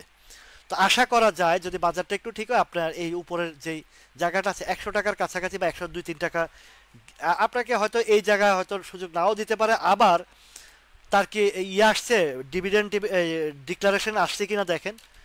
যদি ভালো ইপিএস আসে বা ভালো ডিভিডেন্ড দেয় তাহলে সম্ভাবনা আছে উপরের দিকে যাওয়ার। তো আজকের বাজারের দেখেন ইন্স্যুরেন্স সেক্টরটা দেখেন। আমি প্রথমে চলে যাই ম্যাগনা ইন্স্যুরেন্সটা। ম্যাগনা ইন্স্যুরেন্সটা দেখেন ডাউন। আইসিআইসিএল দেখেন, যদিও এটা উঠেও নাই তেমন একটা নামেও নাই, একই জায়গায় একই বৃত্তে ঘুরতেছে। নামবে না এই কারণে, এটাও আপনাদেরকে দেখাইছি যে কংক্রিট জায়গাটা মানে যে জায়গাটা আছে এটা খুব শক্তিশালী একটা জায়গায়, কালেকশন বড় ধরনের কালেকশনের জায়গাটা, বড় ধরনের কালেকশনের জায়গাটা এইখানে 21 টাকা 80-90 পয়সা পর্যন্ত ওর ভালো সাপোর্ট আছে, ভালো শক্ত সাপোর্ট আছে। এত ঝড় তুফানের ভিতরে এই যে মার্কেট 350, 450, 500, 550 জায়গায় ডাউন ইয়ে হয়েছে, কিন্তু এই জায়গাতে আছে, এই জায়গাতে আছে। এইসব জায়গায় সমস্যা হবে না। আচ্ছা, টোটাল ইন্স্যুরেন্স সেক্টরটা আজকে একটু চাপ দিচ্ছে। ইন্স্যুরেন্সের হয় কি, কর্ণফুলিও সেম জিনিস দেখবেন যে আজকে একটু ডাউনে। কর্ণফুলিটা দেখেন এটাও ডাউনে। প্রত্যেকটা ইন্স্যুরেন্স আজকে লাস্ট মোমেন্টে একটা চাপ দিয়েছে। প্রত্যেকটা ইন্স্যুরেন্স গত 2 সপ্তাহে একটু লাফালাফি করছে, কিছু কিছু ইন্স্যুরেন্স 10%, 20%, ওই যে কয়েকটা ভালো ভালো ইয়ে দিছে, গ্যাপ দিয়েছে। তো সেই জায়গা থেকে মোটামুটি আজকে কয়েকদিন যাবৎ আজকে ইয়ে করছে। বাট এবার আপনাদেরকে একটু মনোযোগ সহকারে শুনেন, আপনারা মনোযোগ সহকারে শুনেন। ব্যাংক, ফাইন্যান্স এবং ইন্স্যুরেন্স, ব্যাংক, ফাইন্যান্স এবং ইন্স্যুরেন্স, এই তিনটা সেক্টরের কথা বলি আপনাদেরকে। এই তিনটা সেক্টরের এই যে থার্ড কোয়ার্টার যখন কমপ্লিট হবে, এই থার্ড কোয়ার্টার কমপ্লিট হওয়ার পরে এখন যারা এই যে এই সেক্টরে বিনিয়োগ করবে, এবং আপনারা মাথায় রাখবেন যে এই এখন বিনিয়োগ করব, আমার এটা মিনিমাম ফেব্রুয়ারি মার্চ ওর ডিক্লার পর্যন্ত আমাকে, যদি যাদের ধৈর্য থাকবে, কথাটা খুব সুন্দরভাবে শুনেন। এই মুহূর্তে যারা ইন্স্যুরেন্স, ব্যাংক, ফাইন্যান্স, এই তিনটা সেক্টরে যারা ঢুকবে, এই তিনটা সেক্টরে এই বটম লেভেলে একদম ফ্ল্যাট লেভেলে যারা ঢুকবে, তারা মার্চ পর্যন্ত যারা যে ধৈর্য রাখে এখান থেকে এবং স্টক বাছাইতে যারা ভালোভাবে ধরে রাখতে পারবে, চয়েস মানে ভালো চয়েসেবল ইয়েতে, সুমন সাইদ ভাই এই জিনিসটা আপনার একদম রং। ইয়ে আপনি যেটা বলছেন যে এয়ারপোর্টের আগুনের মালামালের ক্ষতিপূরণ বাংলাদেশের ইন্স্যুরেন্স দেবে, এটা একদমই আপনাদের যারা চিন্তা করেন, এটা একদমই আপনারা এই ইন্স্যুরেন্স সম্পর্কে ন্যূনতম আপনাদের ধারণা নাই বুঝায় আপনারা এই চিন্তা করেন। কারণ হচ্ছে বাংলাদেশের এই এক্সপোর্ট ইম্পোর্টের যে ইন্স্যুরেন্সগুলা, এই ইন্স্যুরেন্সগুলো বাংলাদেশের কোনো এই কর্ণফুলি বলেন বা যত ইন্স্যুরেন্স আছে জেনারেল ইন্স্যুরেন্স, এরা এটাতে কোনো ধরনের ইন্স্যুরেন্স কভার করে না। ওটা সম্পূর্ণ বিদেশি ইন্স্যুরেন্সের উপরে নির্ভর। এটা ক্লিয়ার, আগে বার্তাটা বুঝে নেন। বাংলাদেশের 4টা কোম্পানি পারমিশন পাইছে মাত্র, এই এক্সপোর্ট ইম্পোর্টের ইন্স্যুরেন্সের পারমিশন পাইছে 4টা কোম্পানি। সেটার মধ্যে গ্রিন ডেল্টা একটা, পায়োনিয়ার একটা, স্ট্যান্ডার্ড একটা, আর হচ্ছে ইস্টল্যান্ড একটা, ইস্টার্ন ইন্স্যুরেন্স। মুখস্থ করেন, Green Delta, Pioneer, Eastern Insurance আর হচ্ছে স্ট্যান্ডার্ড ইন্স্যুরেন্স। এই 4টা ইন্স্যুরেন্স মাত্র পারমিশন পাইছে কিসের? এই এক্সপোর্ট ইম্পোর্টের ইন্স্যুরেন্স কভার আপের অনুমোদন, মাত্র অনুমোদন পাইছে, এখনো কার্যক্রম শুরু হয় নাই। তাহলে এই বাংলাদেশের জেনারেল ইন্স্যুরেন্স এই ধরনের বিদেশি এই যে এয়ারপোর্টের দুর্ঘটনাটা ঘটছে বা অগ্নিকাণ্ডটা ঘটেছে, এটার সাথে বাংলাদেশের জেনারেল ইন্স্যুরেন্সের কোনো ধরনের সংস্পৃক্ততা নাই। যারা চিন্তা করে সেল করতেছেন বা যারা প্যানিক হচ্ছেন তাদের উদ্দেশ্যে বলছি যে বাংলাদেশের জেনারেল ইন্স্যুরেন্সের এই ধরনের এই অগ্নিকাণ্ডের যে এই এক্সপোর্ট ইম্পোর্টের যে ঘটনা, এটার সাথে কোনো ধরনের সংস্পৃক্ততা নাই। জেনারেল ইন্স্যুরেন্স 4টা ইন্স্যুরেন্স তারা লাইসেন্স পাইছে, মানে অনুমোদন পাইছে গভর্নমেন্ট থেকে এই এক্সপোর্ট ইম্পোর্টের ইন্স্যুরেন্স কভার আপের। সেটা হচ্ছে 4টার নাম বলেন তো, একটু আগে বলছি, দেখি কার কার মাথায় মনে আছে। এই যে এটা গতকালকেও বলছি আমি, গতকালকেও আমি এই 4টা ইন্স্যুরেন্সের নাম বলেছি। একটা হচ্ছে গ্রিন ডেল্টা, একটা হচ্ছে পায়োনিয়ার, একটা হচ্ছে আপনার স্ট্যান্ডার্ড, আর একটা হচ্ছে ইস্টার্ন ইন্স্যুরেন্স, নট ইস্টল্যান্ড।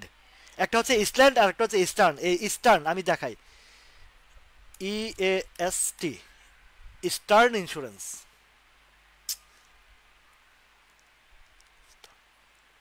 একটা হচ্ছে ইস্টল্যান্ড আর একটা হচ্ছে ইস্টার্ন, এই ইস্টার্ন ইন্স্যুরেন্স।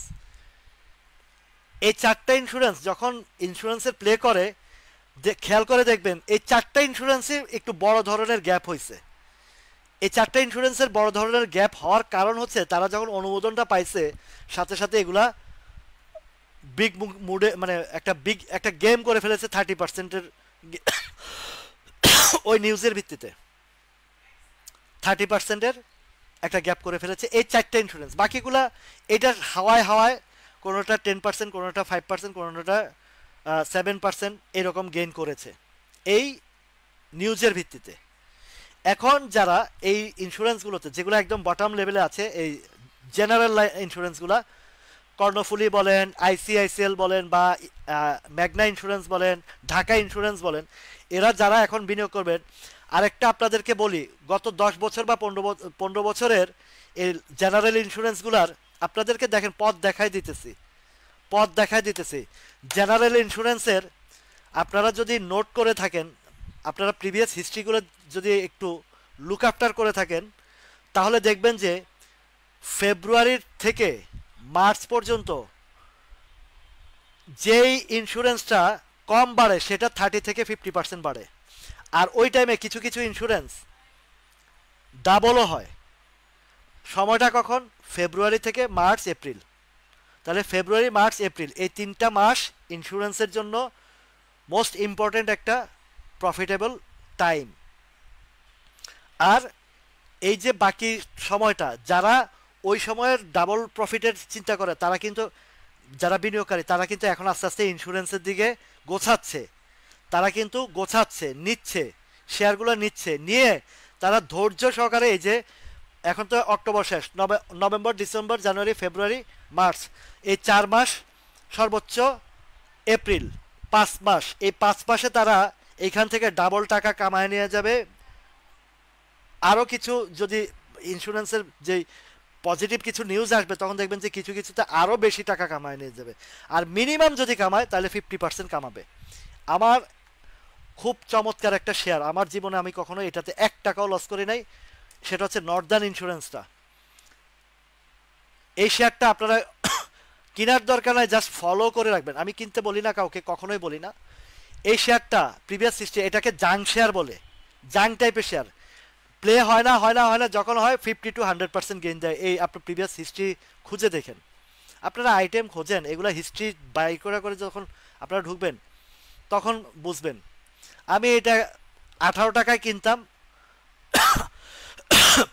28 টাকা, 27, 28, 29 টাকার দিকে এটা সেল করছে অন্তত 2 থেকে 3 বার। কিন্তু কখনো, সবসময় পারি নাই, সম্ভবত 2 থেকে 3 বার আমি চান্স পাইছি। কারণ কি, এক এক সময়, হ্যাঁ এই যে রাফায়েত ভাই ঠিক বলছেন, ফেব্রুয়ারি, মার্চ, কিন্তু যারা বুদ্ধিমান এবং যারা বড় বড় ইনভেস্টর তারা কিন্তু এখন থেকে এটাকে গোছায় গোছায় নিতেছে। এখান থেকে একদম ইন্স্যুরেন্সগুলো তো একটা ফ্ল্যাট রেটে আছে, থার্ড কোয়ার্টারের পর থেকে এইসব রেটে থাকবে না। ধরেন এই যে নর্দার্ন ইন্স্যুরেন্সের দেখেন আপনার ফ্ল্যাট রেট, যে কোন ফ্ল্যাট রেট দেখেন, সেই কবে থেকে খেয়াল করেন, নর্দার্ন ইন্স্যুরেন্সটা এই নভেম্বর ডিসেম্বর, মানে গত বছরের নভেম্বর ডিসেম্বর, একটা বছর থেকে এখানে সেটা মাঝখান দিয়ে হালকা একটু অল্প একটু, বেশি নেই, একই প্রাইস, ধরেন একই প্রাইস।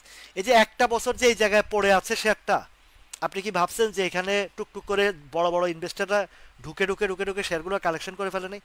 ওরা 60-70% কালেকশন, কারণ এইটা শেয়ারটার নামে হচ্ছে জাং শেয়ার। জাং শেয়ার সম্পর্কে ধারণা আছে আপনাদের? জাং শেয়ার কিন্তু সহজে গেম হয় না, সহজে বাড়ে না, পেইনফুল শেয়ার। বাট যখন এই পেইনফুলটা গেইন দেয় তখন কিন্তু গেইনফুল শেয়ার হয়ে যায়, পেইনফুলটা হয়ে যায় গেইনফুল শেয়ার, যাদের ধৈর্য ধরে থাকে এইসব শেয়ারগুলোতে। এই যে এখন যারা এই এই জায়গাতে বিনিয়োগ করবে, ঠিক ফেব্রুয়ারি, মার্চ, এপ্রিলে এই শেয়ারটার প্রাইসিং থাকবে এই সব লেভেল। এই যে 45-46টা আছে, কত এখন 29 টাকা আছে, 45-46 টাকা লেভেলে। তাহলে কত টাকার গ্যাপ দেখেন। সুন্দর সুন্দর জায়গাগুলো, বাছাই বাছাই জায়গাগুলো দেখাই দেয় আপনাদেরকে। এখন 3 দিনের মৌসুমে যারা আসেন তাদেরকে মাথায় রাখতে হবে, 3 দিনের মৌসুমে আমার হারানোরও জায়গা আবার পাওয়ারও জায়গা, দুইটা জিনিস। এখন পাইতে গিয়া হারাইছেন আর আপনি হতাশা ভোগ করতেছেন, এই জায়গা আপনাদের 3 দিনের লোক এখানে আসা উচিতই না। আপনারা এই যে আপনাদের কিছু স্টক দিয়ে দেখাই, ও আরেকটা শেয়ার, মানে ব্যাংকিং সেক্টরের আমি কয়েকটা শেয়ারের কথা বলছি।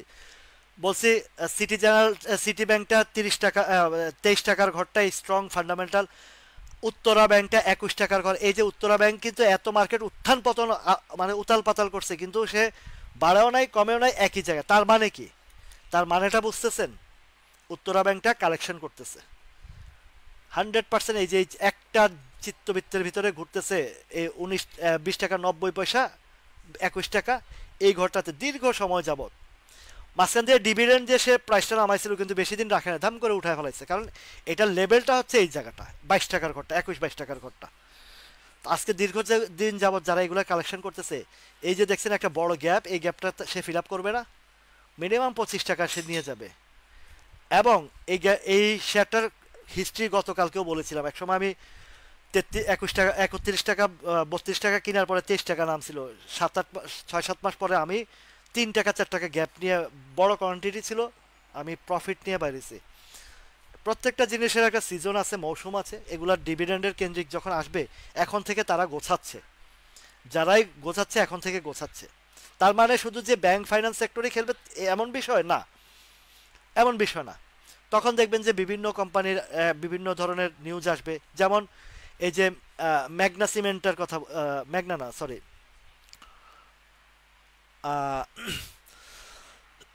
কনফিডেন্স সিমেন্টটা, সরি, এই যে কনফিডেন্স সিমেন্টের কথা বলেছি, কনফিডেন্স সিমেন্টার আপনারা যারা এই যে 60-65 টাকা লেভেলে কিনেছেন, এখন আছে কত, 53 টাকা। হ্যাঁ, এই শেয়ারটার আপনারা জানেন যে নরসিংদীতে তাদের আর একটা প্রজেক্ট মানে রেডি হয়ে আছে, তাদের লোন রিশিডিউলের বিষয় আছে, আর আরেকটা হচ্ছে তাদের পাওয়ার সেক্টরের একটা বিষয় আছে, তারা নতুন একটা পাওয়ার সেক্টর খুলবে।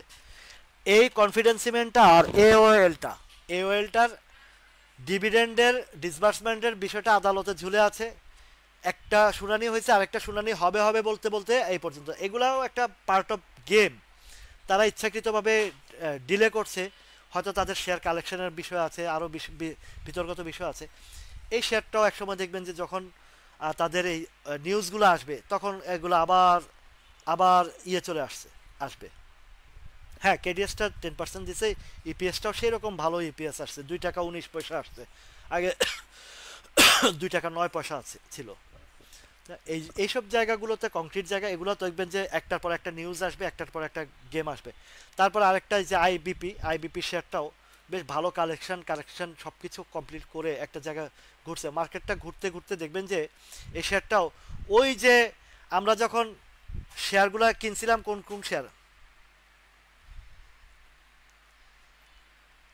কামাল সাহেব, এই যে উত্তরা ব্যাংক, হ্যাঁ উত্তরা ব্যাংকের একটা এটা উত্তরা ব্যাংক, নর্দার্ন ইন্স্যুরেন্স, এগুলো একটু জাং টাইপের শেয়ার, যখন প্লে করে না অনেক অনেক গেম দেয়। জাং শেয়ারের ধর্মই হয়েছে আপনাকে হিউজ পরিমাণে পেইন দিবে, এবং ধৈর্য সহকারে যদি রাখতে পারেন ওই জাং শেয়ারের প্রচুর প্রফিট দেয়। বটম লেভেলে যদি আপনি জাং শেয়ার কিনে ইনভেস্টমেন্টে ফালায় রাখতে পারেন, আপনাকে ডাবল 50% টু 100% প্রফিট দেয়। এই যে আইবিপিটা দেখেন, এই আইবিপিটার ভিতরের অনেক কিছু নিউজ আছে, এগুলো আসবে সামনের দিকে। এই সামনের দিকে যখন নিউজটা আসবে, দেখেন আইবিপিটা ফার্মাসিউটিক্যালের মধ্যে এই যে এই লেভেলটা বলছি না, আপনি দেখবেন যে তার যখন একটা ইয়েতে আসবে ডিভিডেন্ড এগুলো আসবে, এগুলো তখন এই 17-18 টাকার ঘরে চলে যাবে। এখন এই যে অনেকে বলতেছে যে কিভাবে যাবে, এগুলা যারা করতে বলে, এই ধরনের কথা বলে, তাদের কি প্রিভিয়াস হিস্ট্রিতে যে ইন্ট্রাকো, তারপরে সালভো কেমিক্যাল, এগুলোর কথা কি ভুলে গেছেন আপনারা?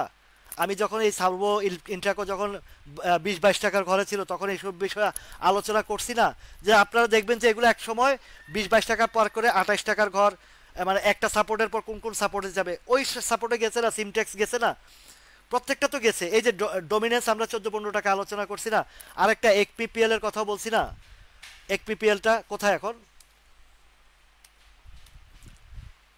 এই 12 টাকার ঘরের শেয়ারটা 18-19 টাকা গেল না, 18 টাকা গেল না, এখনো তো সে 16 টাকার ঘরের মধ্যে একটা অবস্থান নিয়ে ফেলেছে। শুধু মার্কেটের দোষ দিলে হবে? আমরা আমাদের নিজস্ব কিছু দোষ নাই? আমাদের নিজস্ব কি ভুল নাই?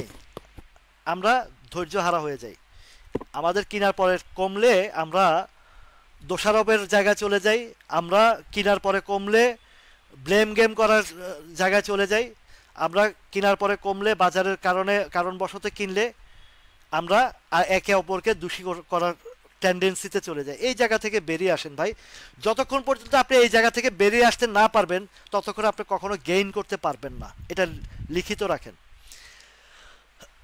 আমি 3টা শেয়ারের থেকে সতর্ক করেছি, একটা হচ্ছে খান ব্রাদার্স, একটা হচ্ছে সিপাল, এটা আজকে না, আজকে থেকে আরো 1.5-2 মাস আগ থেকে বলেছি, সতর্ক করেছি। আরেকটা হচ্ছে সিপাল, খান ব্রাদার্স, বিচ্ছাচারি, এই 3টা শেয়ার থেকে সবচেয়ে বেশি। এআইএল এর বিষয়টা একটু ভিন্ন, ওর ইপিএস এবং তার পারফরমেন্স একটু শক্ত অবস্থানে আছে, কিন্তু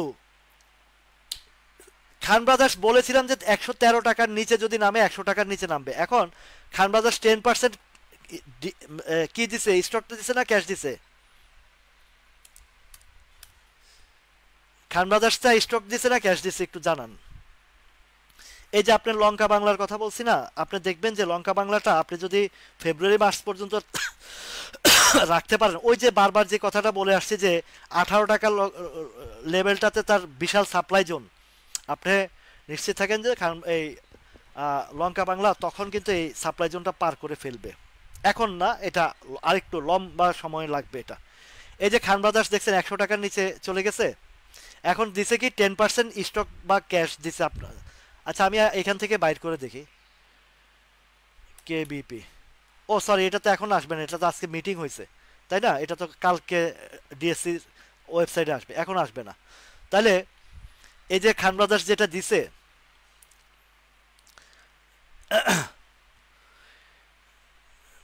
এই যে এই আইবিপিটা 42 কোটি টাকা রিজার্ভ আছে এবং 2 কোটি টাকা লোন, মাত্র 2 কোটি টাকা। ভবিষ্যৎ অনেক ভালো হবে। এই যে নাসির ভাইয়ের খবর, এই যে নাসির ভাইয়ের আইটেমগুলো 2 বছর অপেক্ষা করে প্রফিট করছেন যিনি, এই খান ব্রাদার্স যে ক্যাশ দিছে না তারপরেও কিচ্ছু হবে না, এটা আপনি লিখে রাখেন। কেন এই বিষয়গুলো আপনাদেরকে বারবার বোঝানোর পর আপনারা বোঝেন না? এই যে খান ব্রাদার্স ক্যাশ দিছে 10%, খান ব্রাদার্স 10% ক্যাশ দিলেও প্লে করবে না। কেন প্লে করবে না? এর বিষয়বস্তু হচ্ছে এই শেয়ারটা 10 টাকা থেকে 237 টাকা পর্যন্ত উঠাইছে, গেম করছে। যেসব শেয়ার এই ধরনের মাল্টিপল গেম করে ওইসব শেয়ার কিন্তু যত ভালো ডিভিডেন্ড দেখ আর যত পারফরমেন্স করুক, এই যে কিছুদিন আগেও আমার সমীর দাদা আছে এখানে, সমীর দাদা আমাকে বলছে, দাদা আপনি যেটা বলবেন আমি ইয়ে করবো। আমি বলছি যে আপনি যদি ওভারগ্রিডি না হন, ওনার 100 সম্ভবত 20-22 টাকা কিনা ছিল। তা আমি বলছি দেখেন এই জায়গায় একটা সাপ্লাই জোন আছে, এই জায়গাটা পর্যন্ত আপনি 130 টাকা পর্যন্ত যদি বলেন যে আমি সুক্রিয়া, তাহলে এখানে সেল দিতে পারেন। উনি সেল দিয়েছে, ওনার বেচার পরে কিন্তু ওনাকে বলছে যে অনেকে কিছু নিউজ দিছে 60-65 মানে এটা 150-200-250 টাকা নেবে এরকম নিউজ দিছে, বাট উনি গ্রিডি হন নাই, এখান থেকে এক্সিট নিছে। পরবর্তীতে কিন্তু এটা এই যে 100 এই জায়গায় যেটা ডেলিভারি দিচ্ছে এইখানে আর আপনারা পাবেন না। এই যে খান ব্রাদার্সের যে 10%-এর ডিভিডেন্ড দিচ্ছে, যারা এই যে 160-65 লেভেলে আটকা আসছে না, এখানেও আপনারা পাবেন না, এটা নিশ্চিত থাকেন। এখন সর্বোচ্চ সে 113-14 টাকা পর্যন্ত কালকে বা 100 এই লেভেলটা পর্যন্ত যাইতে পারে, তাও সন্দিহান। তারপরে এই সিপার্ল প্রাইসটা কোথায় নিয়ে আসছে দেখছেন সিপার্লটা? এই সিপার্লের কথা আমি বারবার সতর্ক করেছি। এখন যারা গ্রিডি হয়েছে এইসব লেভেলে, আমি কয়েকজনকে বলার পরে, মিয়া আপনি কি জানেন মিয়া, এটা এই হবে সেই হবে, অমুক থেকে হইব, অমুক থেকে করবো, সেম আমার ওই যে সিবিওর কথা বলছে, সেম ইয়ার কথা বলছে। আল্লাহর রহমতে যতটুকু নলেজ আল্লাহ দিয়েছে মার্কেটের, কারো কথায় বা কারো ফাঁদে পড়ে আমি কখনো কোনো, যে যত রকমের প্রলোভন দেখাইছে, লোভ দেখাইছে, আমার ক্যালকুলেশনে হিসেবে একদম জায়গা মতো যদি কিছু কংক্রিট জায়গা থেকে ঢুকি এবং যদি ওইটারও ভিতরগত কিছু কোম্পানি সম্পর্কে ধারণা নিয়ে তারপরে ইনভেস্ট করি, তার থেকে যদি আমার 5% কমে যায়, 10% কমে যায়, 20% কমে যায়, আমার কোনো আফসোস, দুঃখ বা হতাশা কিছু কাজ করে না। কারণ আমি জানি যে বাজার আবার যখন ইউটার্ন আসবে এটা আমাকে রিকভারি করবে, প্লাস উইথ প্রফিট দিয়ে যাবে। এই যে আইবিপির কথা দেখবেন যে একসময় এই জায়গাটা আপনারা খেয়াল করবেন যে এটা কোথায় চলে যায়। তাল্লু স্পিনিংয়ের কথা গল্পটা কালকেও বলেছি, এর আগেও বলেছি। আমি এই প্রিভিয়াস গভর্নমেন্টের সময় এটা থেকে একবার দুবার প্রফিট করেছি, একবার লসও হয়েছে আমার।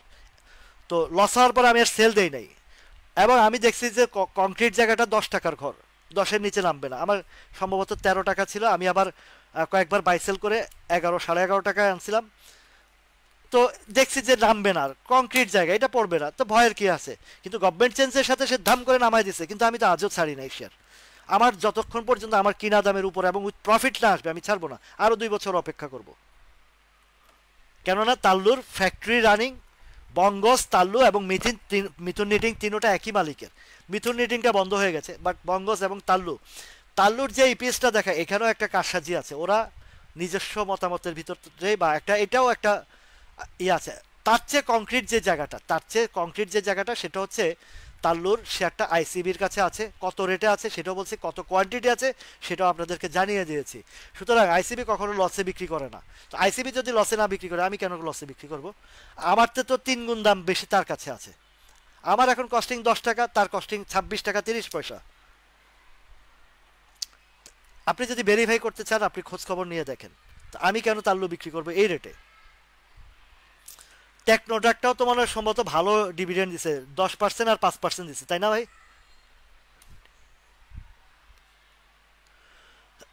মিজানুর রহমান ভাই, আপনি টেকনোডাকটা ভালো দিছে না?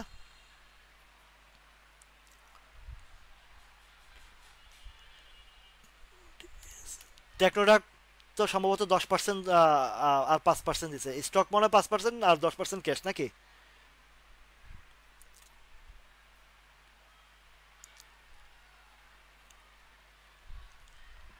আইল গত বছর হ্যাঁ 10% ক্যাশ 10% স্টক দিছে।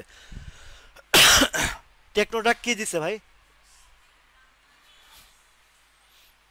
এই যে 31 টাকার ঘরটা টেকনোডাক সম্ভবত 10% আর 5% দিছে, আমি দেখছিলাম মনে হয় সম্ভবত নিউজটা। সিপালটা এখন নেওয়া যায় কি নেওয়া যায় না এটা আমার কাছে মানে এখান থেকে পাবেন, এখান থেকে হয়তো 2-4-5 টাকা তো পাবেনই। যে জায়গা আছে একটা কংক্রিট জায়গা আছে, এখান থেকে পাওয়া যাবে। সিপালটা যে জায়গা আছে এখান থেকে সমস্যা নাই। কিন্তু খান ব্রাদার্সটা আমার কাছে এখনো মানে সন্দিহান জায়গা আছে, ভয়ের জায়গা আছে। সিপালটা যে জায়গা আনছে এখানে অন্তত আপনার পুঁজি হারাবে না, এতটুকু বুঝেই যাচ্ছে সিপালটা। যদিও অত বড় গেম হবে না, তারপরে 5-7 টাকার একটা গেম এখান থেকে আশা করা যায়। এখান থেকে ভয়ের কোনো কারণ নাই। সিপালটা প্রাইস যেটা ফল করার একদম জায়গা চলে আসছে, এখান থেকে 2-4-5 টাকা আপ এন্ড ডাউন হবে। আপনি বটমে ধরতে পারলে 2-4-5 টাকা পাবেন, এটা এটা বুঝেই যাচ্ছে। বিছাচারিটা এখনো মানে কিছুটা ইয়ে আছে। যদি বিছাচারির কথা বলি, যদি কোনোভাবে যদি 40-এর নিচে 42-এর নিচে নামে, 42-এর নিচে নামলে সিপাল বিছাচারি কিন্তু অনেক নিচে চলে আসবে, অনেক নিচে। তো এখন এখানে যদি থাকে, স্টে করে ভালোভাবে থাকে, তাহলে আবার বাজার ঘুরলে এখান থেকে 2-4-5 টাকার একটা প্রফিট করা যাওয়ার সম্ভাবনা থাকে। কিন্তু মনে রাখবেন বিছাচারি যদি একবার 40-42 টাকার নিচে চলে যায়, তাহলে এটা অনেক নিচে যাবে। আচ্ছা, টেকনোড্রাকটা প্রাইসিং এর জায়গা যদি আমরা ফলো করি, প্রাইসিং এর জায়গা যদি ফলো করি, মোটামুটি ভালো একটা জায়গায় আছে। একটা জায়গা আছে যে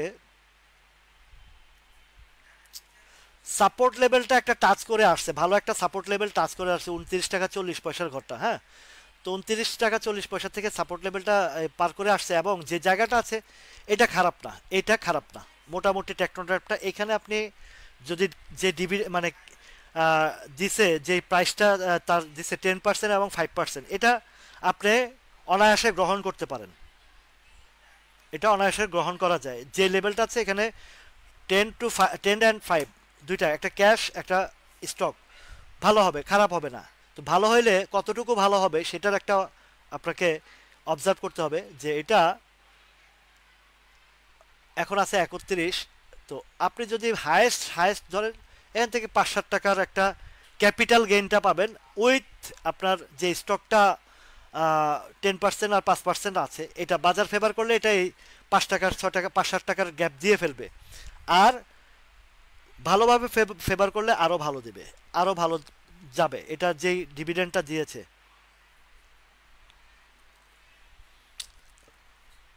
105 টাকার কিনাটা তো আসলে 197-তে যারা কিনছে তারা কিন্তু আজকে সেল দিয়ে ফেলছে। 108 টাকা পর্যন্ত উঠাইছে, এখানে একটা প্রফিট টেকিং হয়ে গেছে। এখন খান ব্রাদার্সের তেমন একটা এটা আমার অ্যাজাম্পশন, বাট আপনি আপনার ডিসিশন নেবেন। আমার অ্যাজাম্পশন এবং আমার যে প্রিভিয়াস অনেকগুলা শেয়ারের থেকে, এই যে আনোয়ার গ্যালভানাইজিং 86-87 টাকা যারা ঢুকছে, আমি বারবার তাদেরকে অনেক কিছু বুঝাইয়া বলছি। কারণ ভাই আমি তো আপনাকে বিষয়গুলোর চিত্রটা আপনার সামনে তুলে ধরতে পারি, কিন্তু সিদ্ধান্ত তো আমি আপনাদেরকে দিতে পারি না। সিদ্ধান্ত তো আপনাদেরকে নিতে হবে, সিদ্ধান্ত আপনাদেরকে নিতে হবে। এখন দেখেন টেকনোডাকের যে বিষয়টা আছে, ওর যে ডিভিডেন্ড দিছে বা ইয়ে করছে, পরবর্তীতে যদি কোনো বড় পার্টি বা কোনো ভালো কোনো পার্টি যদি ইনভলভমেন্ট হয়ে যায়, তাহলে কিন্তু এটা আরও উপরে প্লে করবে, আরও উপরে এটা প্লে করবে, আরও উপরে প্লে করবে। সেই জিনিসটার কিছু বিষয় আছে। এটা কিন্তু একটা সময় যখন আইপিওতে আসছিল 70 টাকা, হ্যাঁ 70 টাকা হিট করছিল। 70 টাকা হিট করার পর থেকে আর কখনো ওই লেভেলটাতে যায় না। তার মানে সে 42 টাকা। এখন আমি এগুলো কিছু টেকনিক্যাল বিষয় আছে, এই টেকনিক্যাল বিষয়গুলো আমি দেখি। তার হায়েস্ট যেটা আবার নেক্সট উঠছিল 41-42-এ উঠছে, তার মানে সে এখন 35 থেকে 42 এই জায়গার একটা ব্যারিকেড তৈরি হয়ে গেছে। তো এর ভিতরে ব্যারিকেডের ভিতরেই আপ অ্যান্ড ডাউন হচ্ছে। ধরেন তারপর আরেকটু নিচ্ছে, যদি 26 টাকা ধরি, 26 টাকা থেকে এই জায়গাটা একটা ব্যারিকেড হয়ে গেছে। এখন যে জায়গা আছে একটা কংক্রিট জায়গা আছে। যদি ধরেন কোনো ওই ধরনের কোনো, যেহেতু ডিভিডেন্ডটা ভালো দিয়েছে, কেউ যদি ওই ধরনের ইনভেস্টমেন্টে চলে বা ওই ধরনের আরও একটু উপরে নেওয়ার চিন্তা ভাবনা করে, তাহলে এই 42 42-43 পার করতে পারলে আর একটু উপরে 50 টাকা পর্যন্ত একটা হিসাব আছে। পার্ট টু পার্ট এটা মার্কেটেরও একটা বিষয় আছে, সাপোর্টটা ক্রিয়েট করলে। এবার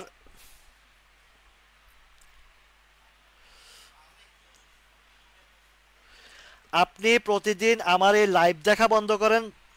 এই যে চয়ন আহমেদ ভাই, আপনি লাইভ দেখা বন্ধ করেন, দেখবেন যে আপনার মেন্টালিটি ঠিক হয়ে গেছে। ঠিক আছে, আমার লাইভ আমি আপনার জন্য করি না, আমার যারা আছেন এখানে তাদের জন্য করছি। ঠিক আছে, আকাশে উঠবে পাতালে উঠবে সেটা হচ্ছে ভিন্ন বিষয়, সেটা আপনি আপনার জায়গায় থাকেন। ঠিক আছে, আমি লাইভ করছি আপনার জন্য না, আমি লাইভ করছি যারা এখানে আমার শুরু থেকে আছে তাদের জন্য। ঠিক আছে, আপনার ভালো লাগলে দেখবেন, ভালো না লাগলে অ্যাভয়েড করবেন। ঠিক আছে, এখানে পণ্ডিতি দেখাতে আসবেন না, আপনার কাজ আপনি করেন। মার্কেট ভালো হবে মন্দ হবে সেটা মার্কেটের বিষয়, এখানে শিক্ষার জায়গা, এখানে এখানে কোনো আইটেমবাজির জায়গা না, এখানে কোনো কাউকে ম্যানুপুলেটের জায়গা না, এখানে শিক্ষার জায়গা। এবং যত কিছু আলাপ আলোচনা হয় শিক্ষার জায়গা আলোচনা হয়। এখানে কাউকে কিনা বেচা বা ইনভেস্টমেন্টের ডিক্লারেশন দেওয়ার জন্য আসে এখানে কার্যক্রম চলে না। এই যে 100-150 লোক যে আমার এখানে ইনভলভমেন্ট আছেন, ওনারা এখানে শিখতে আসছেন, আপনার মতন পণ্ডিতি মার্কা কথা বলতে আসেন নাই। ঠিক আছে, মার্কেট ভালোর সময় ভালো হবে, খারাপের সময় খারাপ হবে, আপনার ভালো লাগলে দেখবেন, না থাকলে আপনি চলে যেতে পারেন। আপনাকে কেউ দাওয়াত দিয়ে আনে নাই, যাদের জন্য আসছি তারা থাকলেই চলে। ঠিক আছে, ওভার স্মার্ট কথাবার্তা বলা বন্ধ করেন। তো এখন এই যে এটা গেল এই বিষয়টা, আপনাদেরকে এই বিষয়টা বুঝিয়ে দিলাম যে টেকনোট্রাকের বিষয়টা। আচ্ছা,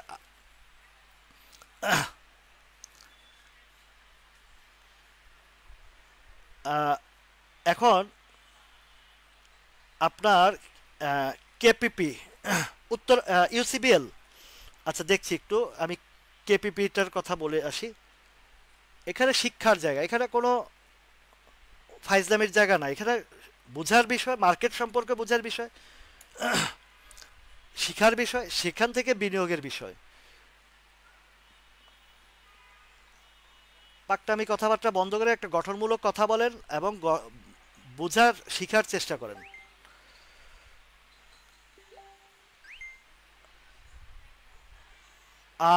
কেপিপিটা আসলে তো এটা তো এটার ব্যাপারেও বলছি, এটার কোম্পানি বন্ধ, এই যে এটা কোম্পানি বন্ধ, এগুলো গেমলিং হয়, এগুলো পার্ট অফ গেম। যদি বাই চান্স ফুললি বন্ধ হয়ে যায়, এটা যে 2-3 টাকার ঘরেও নিয়ে আসবে না। দেখছেন না নিউ লাইনের মতন শেয়ার কি করছে, এসএস স্টিলের কথা কি কি করছে। এইসব শেয়ার থেকে আপনারা একটু বিরত থাকেন ভাই।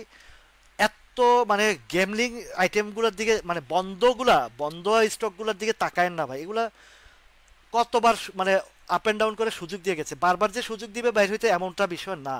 তো এইসব এই টাইপের আইটেম থেকে আপনারা দৃষ্টিগোচর করে ফেলুন, এগুলোকে দৃষ্টিগোচর করে ফেলুন। কেপিপি বলেন বা এসএস স্টিল বলেন বা এই যে নিউ লাইন বলেন, ফ্যামিলি টেক্স বলেন, তারপরে এই জাতীয় শেয়ারের দিকে আপনারা একটা, এই যে টেকনোড্রাগ ভাই বলছে, কেন বলছে ভাই, নিশ্চয়ই এটার ভিতর দেখে শুনে বুঝেই বলছে। এই যে ভাই যে টেকনোট্রাকের কথাটা আমাকে বলছে, উনি তো অবশ্যই ফান্ডামেন্টাল ভিতরটা দেখে বলছে। এই যে কেপিপি বা যেগুলো বন্ধ কোম্পানি, একদম কোনো এক সময় যদি ডিলিস্টেড হয়ে যায়, ওই যে এক ভাই বলছে যে 1 টাকা দামের ওই যে ফার্স্ট ফাইন্যান্স কিনে রাখবো, এখান থেকে আর কি হারাইবো, কমলো 10 পয়সা, আর যখন এটা ডিলিস্টেড করবে আপনার ওই 1 টাকাও চলে যাবে। এই জিনিসগুলো মাথায় কাজ করে না। তো এই বিষয়গুলো আপনাদেরকে বুঝতে হবে। আচ্ছা, এই যে বিএসসি উপজেলায় দেখেন, উপজেলা নিয়ে তো একটু আগে বলছি নাফিস ভাই, আপনার উপজেলা এত ঝড় তুফানে আপনার প্রাইসটা কত ধরে রাখছে, ডিভিডেন্ড দিবে ঘোষণা দিছে, তারিখ দিছে, 100%-এর ক্যাশ দেওয়ার সম্ভাবনা খুবই বেশি, খুবই বেশি। তা আপনি এই প্রাইসে 100% দিলে আপনার পদ্মা, মেঘনা, যমুনা এগুলো তো ভালো ভালো ডিভিডেন্ড দেয়, ডিভিডেন্ড বেস শেয়ার ভালো হবে। অ্যাসালমও ভালো, অ্যাসালম খারাপ না, অ্যাসালম স্টিলটা প্রোডাকশন সবই ঠিক আছে, ওরও ভালো অবস্থানে আছে। কিন্তু একটা সমস্যা হচ্ছে অ্যাসালমের যেটা, সেটা হচ্ছে জানেন যে আওয়ামী গভর্নমেন্ট সময়ে তার কেলেঙ্কারি, এই যে ব্যাংক লুটের, ইসলামী ব্যাংক থেকে শুরু করে এসআইবিএল থেকে শুরু করে এই ধরনের ব্যাংক ডাকাতি, ব্যাংক লুটপাটের ঘটনার কারণে তাদের এই পরিস্থিতি। কিন্তু অ্যাসালম স্টিলটা, আরেকটা কথা বলি ভাই, রাফায়েত ভাই, অ্যাসালমের কিন্তু এই যে গ্যাপগুলা দেখছেন, মাথায় রাখবেন, সে কিন্তু এই গ্যাপ ফিল আপের জন্য টুডে অর টুমরো এইসব প্রাইসে আসবে। কবে আসবে সেটা জানি না, এটা কিন্তু আসবেই। এই 10 টাকা 70 পয়সা পর্যন্ত সে কখনো না কখনো আসবে। তো যেহেতু এখানে একটা ঝুঁকি আছে, যেহেতু একটু রিস্ক আছে অ্যাসালম এই দিক থেকে। আর অ্যাসালমটা জানেন, অ্যাসালম, এসপিসিএল, এসপি সিরামিক, আরেকটা হচ্ছে এই যে কেপিপির কথা যে একটু আগে বলছে, কেপিপি, খুলনা প্রিন্টিং, এই তিনোটা ফেব্রুয়ারি মাসে ডাবলের উপরে প্যাটার্ন করেছে। কেপিপি তো 3 ডাবল করেছে, 60 টাকা থেকে 35 টাকা, 3×7 = 21, 4×7 = 28, 5×7 = 35, 5 গুণ করেছে। মানে ফল করছে 60 টাকা পর্যন্ত নামছে, সেখান থেকে 35 টাকা নিচ্ছে, 5 গুণ গেম করছে।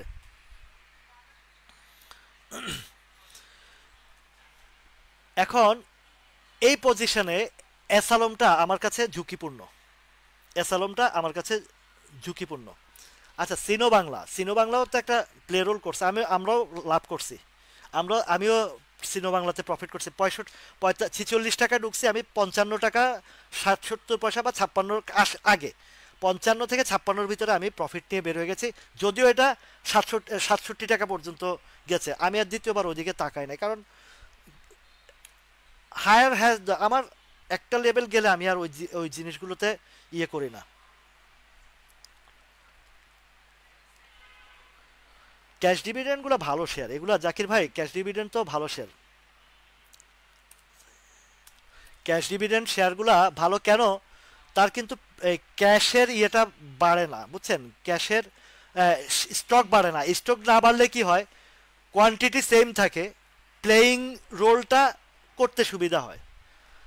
আর যদি কোনো শেয়ার যদি স্টক দেয়, সে কিন্তু স্টক ঘোষণার আগে আগে কিন্তু একটা বড় প্লে করে ফেলে, এটা মাথায় রাখবেন। প্রিভিয়াস হিস্ট্রিতে থেকে দেখবেন, যে শেয়ারগুলো স্টক দেওয়ার সম্ভাবনা থাকে, তারা কিন্তু আগে গেম করে ফেলে। ক্যাশ ডিভিডেন্ডের গুলা এই কাজ করে না। আবার যেগুলো ধরেন ওই যে পেড আপ বাড়ানোর কোনো ইয়া থাকে, ওইগুলা কিন্তু পেড আপ বাড়ানোর ঘোষণার আগে আগে, মানে পেড আপ যখন বাড়াবে তখনের আগে দ্বিগুণ তিনগুণ করে ফেলে। এই যে ঠিক ভাই আনোয়ার ভাই, এটা একদম ভালো। এখন বাই সেল করার দরকার নেই, আপনি যেখানে আছেন চুপচাপ পড়ে থাকেন, মার্কেট দেখেন, প্রতিদিন আপ এন্ড ডাউন দেখেন, এই শিখার জায়গাটাতে থাকেন। দেখবেন যে নেক্সট টাইম যখন আপনি ক্যাশ ফ্রি হবে, তখন কিন্তু আপনি মজা করে বিজনেস করতে পারবেন, একটা জায়গা থেকে ধরে বুঝে শুনে আপনি ইনভেস্ট করতে পারবেন, তখন আপনার কাজে আসবে। তো এই যে সিনো বাংলাটা দেখেন, কোথায় থেকে কোথায় উঠাইছে, যেখানে উঠাইছে ওইখানে নামাইছে, মানে যেখান থেকে শুরু করছে ওইখানে আবার আসছে। তবে সিনো বাংলা নিয়েও আমি একটা আশা, মানে আপনাদেরকে আশা বলি, সিনো বাংলাটার শেয়ারটা ভালো, সিনো বাংলা শেয়ারটা ভালো। ওরা কি বানায় বলতে পারবেন? আপনারা যারা সিনো বাংলা কিনছেন, আমার একটু বলেন তো তাদের প্রোডাকশনটার কি, কে বলতে পারবেন? সিনো বাংলা কি তৈরি করে, তার প্রোডাকশনটা কি, আমাকে একটু বলেন। আপনারা যখন যে কোনো স্টক কিনবেন, সেই স্টকের প্রোডাকশন কি, তার বেস কি, পজিশন কি, এগুলা সম্পর্কে আপনাকে অবশ্যই অবশ্যই ধারণা রাখতে হবে। এবার বলেন সিনো বাংলা কি বানায়, তাদের বিজনেস কি? আমি সিনো বাংলার অফিসে গিয়ে একবার ওই যে ডিভিডেন্ডের চেক আনছি আমার এক ভাইয়ের করে, মানে আমার এক পরিচিত ফ্রেন্ড সার্কেল, আকুল ভাই, উনিও মাঝে মধ্যে আসে, উনি ইটালিতে থাকে। তো উনি বলছে চলেন আমরা একটু সিনো বাংলার অফিসে যাই। তা আমার তো এইসব মানে কিউরিসিটি জাগে যে কোথায় কোন অফিস কোন কোম্পানিতে যদি কারো মানে এইসব কাজ থাকে, আমি যাই, গিয়ে ওদের ভিতরগত কিছু তথ্য বা অবস্থান দেখে আসি। আমাকে আপনি যদি কেউ যদি বলেন চলেন ভাই আমি কেডিএস এর চিটং এর ইয়েতে যাব, চলেন আমিও যাব, সমস্যা নাই, গেলে তো ভালো একটা জিনিস, অভিজ্ঞতা হয়, আপনার কোম্পানি সম্পর্কে ধারণা, অনেক কিছু। আমি অনেক কোম্পানির ভিতরে মানে যাই, তথ্য নেই, চেষ্টা করি, কারণ ব্যবসার তো এটাই করি, তো এটার উপরে তো নির্ভরশীল, আমাকে এগুলো তথ্য নিতে হয়। এই সিনো বাংলা কি বানায় এখনো পর্যন্ত কেউ উত্তর দেয় না, কিন্তু সিনো বাংলার অবস্থান জানতে চাইছেন, শুনেন। এটা ওই যে নদীর পাড়ে বাঁধ দেয়, খেয়াল আছে? খান ব্রাদার্সের বিষয়টা আসলে আমার কাছে অস্পষ্ট, এটা এমন একটা প্লে হবে না। বস্তা, এই তো আনোয়ার ভাই ঠিক বলছেন। বস্তা বলতে এই বস্তা না, এগুলা ওই যে বাঁধ নির্মাণের যে বস্তাগুলো, এটা খুব হাই মানে প্রোটেক্টিভ ব্যাগ, যেগুলো নদীর পাড় বাদ দেওয়ার যে বস্তাগুলো বানায় না, এই যে এফআইসি ব্যাগ বানায়, রাইট আক্তার হোসেন ভাই, থ্যাংক ইউ। এফআইসি ব্যাগ বানায় এগুলা। এই যে পদ্মা ব্রিজের ওদের বিজনেসটা তো করছে আওয়ামী গভর্নমেন্টে, হিউজ বিজনেস করছে ওরা। এই যে পদ্মা ব্রিজের সেতু করছে, এর পাড়ের যে ব্যাগগুলা, যে বাঁধের যে কাজগুলা অনেক জায়গার ইয়েতে, এই ব্যাগগুলো তো ধর পদ্মা ব্রিজের সাইডে তো ওই যে কংক্রিট ঢালাই ঢালাই করে করছে, ওর পিছনে আরও দূরে দূর দূরান্তে জায়গায় এই বস্তা দিয়ে বাঁধ দেওয়া হয়। এবং যে কোনো ভেড়ির বাঁধের ইয়েতে, নদীর পাড়ের বাঁধে এই ব্যাগগুলা খুব হিউজ ব্যবসা করছে তারা। পজিশন ভালো। দেখেন সিনো বাংলার ইপিএস টিপিএস দেখেন একটু কি অবস্থা আছে। তো এই শেয়ারটাও যে আমার কাছে মানে এমন একটা ভয়ের জায়গা না, এটা গেমলিং হয়, প্লে হয়। তো সেই জায়গা থেকে কিন্তু এই শেয়ারটা কেউ যদি উপরে আটকা থাকেন, আমার মনে হয় না, আশা করি সমস্যা হবে, কারণ একদম ফ্ল্যাট লেভেলে আছে, তো এখান থেকেও আবার ইউটার্ন আসবে। সাইনো বাংলার এ ক্যাটাগরি শেয়ার থার্ড কোয়ার্টারটা একটু খারাপ দেখাইছে, কিন্তু মানি ফ্লো আছে ভালো। ওই যে ডেট দিছে তো আপনার 27 তারিখে দিছে। থার্ড কোয়ার্টারটা 45 পয়সা আগে ছিল, একটু কমছে। এই একটু কমার কারণটা কি জানেন? এই কারণটা হচ্ছে জিও ব্যাগ, এই তো জিও ব্যাগ বা ওই যে যেটা বলছে এইসব এগুলা ইয়ে করে। এটার কারণটা হচ্ছে এই যে গভর্নমেন্ট চেঞ্জ, নদী শাসনের ব্যাগ, জি। তো এটার কারণটা হচ্ছে এটার এই ইপিএসটা কম কম কম আসার একটাই কারণ, সেটা হচ্ছে এই যে গভর্নমেন্ট চেঞ্জের কারণে তাদের অনেক কন্ট্রাক্ট মানে কন্ট্রাক্ট শেষ ইয়ে হয়ে গেছে, তারা এখন রিকন্ট্রাক্ট করতে পারছে না। নতুন গভর্নমেন্ট আসলে আবার যখন নতুন বিজনেসম্যানদের রাজনৈতিক পরিচয় একটাই, প্রেজেন্ট পিজিপি, আমি এটার নাম দিছি কি জানেন? বড় বড় ব্যবসায়ী যারা আছে তারা হচ্ছে পিজিপি, প্রেজেন্ট গভর্নমেন্ট পার্টি। যত বিগ ইনভেস্টর, বিগ কোম্পানি আছে, তাদের পার্টি হচ্ছে পিজিপি, প্রেজেন্ট গভর্নমেন্ট পার্টি। তো এই পিজিপিরা যখন যে গভর্নমেন্ট আসবে তখন সেই গভর্নমেন্টের সাথে লিয়াজু করবে, সে সুবিধা নেবে। এই এখন ইলেকটেড গভর্নমেন্ট আসলে দেখবেন যে আবার এই যেই সরকার আসবে তাদের সাথে একটা কম্প্রোমাইজ করবে, কারণ বড় কোম্পানি তো সিনো বাংলা, ওদের এইসব ব্যাগগুলো, নদী শাসনের যে ব্যাগগুলো বানায়, এগুলো হাতে গোনা কয়েকটা কোম্পানি আছে, এর মধ্যে সিনো বাংলাটা বেস্ট ওয়ান।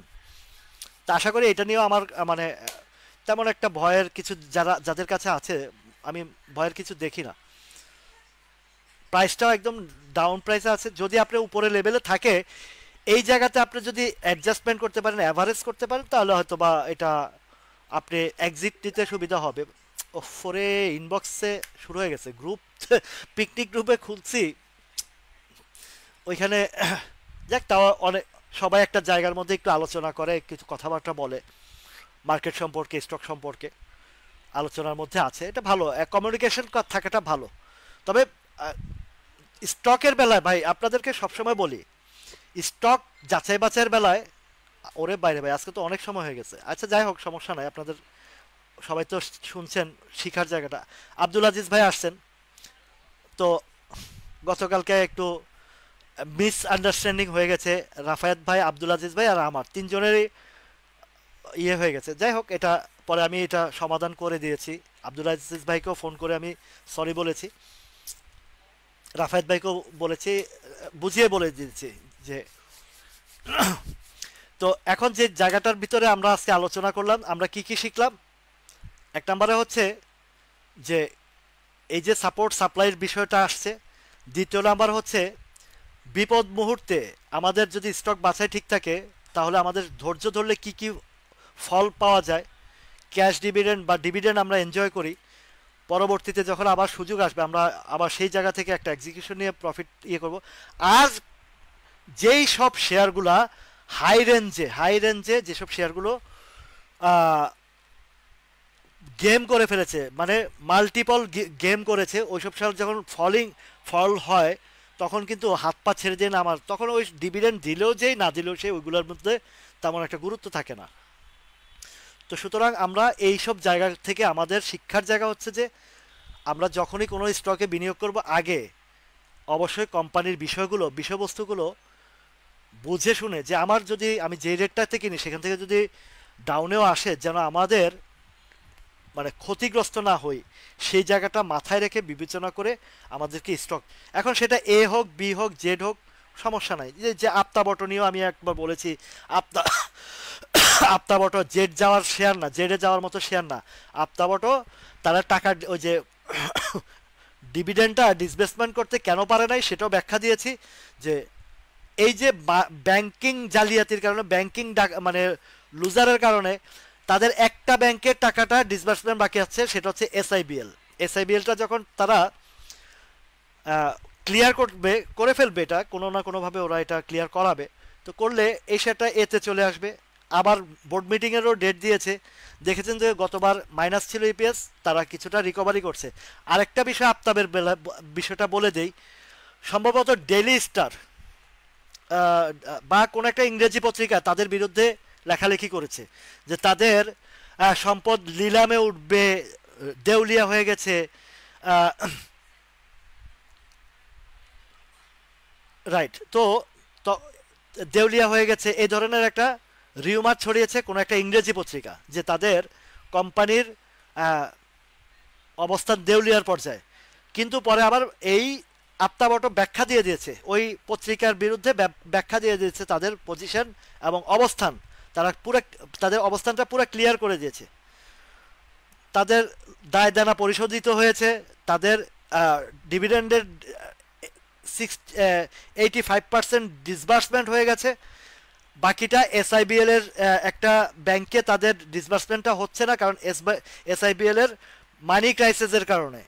এটা আপ্তাবট, কারণ বড় বড় কোম্পানির 8-10টা ব্যাংকে 10-12টা ব্যাংকে লেনদেন থাকে, লোন বা অ্যাকাউন্ট থাকে, তো ওই এসআইবিএল এর অ্যাকাউন্টটা মানে ডিসবার্সমেন্ট বাকি আছে, সম্ভবত ওইটাও ক্লিয়ার হয়ে যাবে। তো এই নিউজটা হয়তোবা এদের ডিক্লারেশনের সময় দিয়ে ফেলতে পারে, যদি দিয়ে ফেলে দেখবেন যে এই শেয়ারটা আর এই যে রেটটা আছে 34-33 বা কত আছে আফতাব, যে জায়গা আছে এই জায়গা থেকে দেখবেন যে এই যে একটা জায়গা যে ভলিউম ক্রিয়েট হয়েছে, এই আপনি কি ভাবছেন যে এরা কোনো সাধারণ বিনিয়োগকারী যা আছে তা মানে এত কোয়ান্টিটি শেয়ার সাধারণ বিনিয়োগকারীর কাছে কয়জন আছে? অল্প কিছু আছে।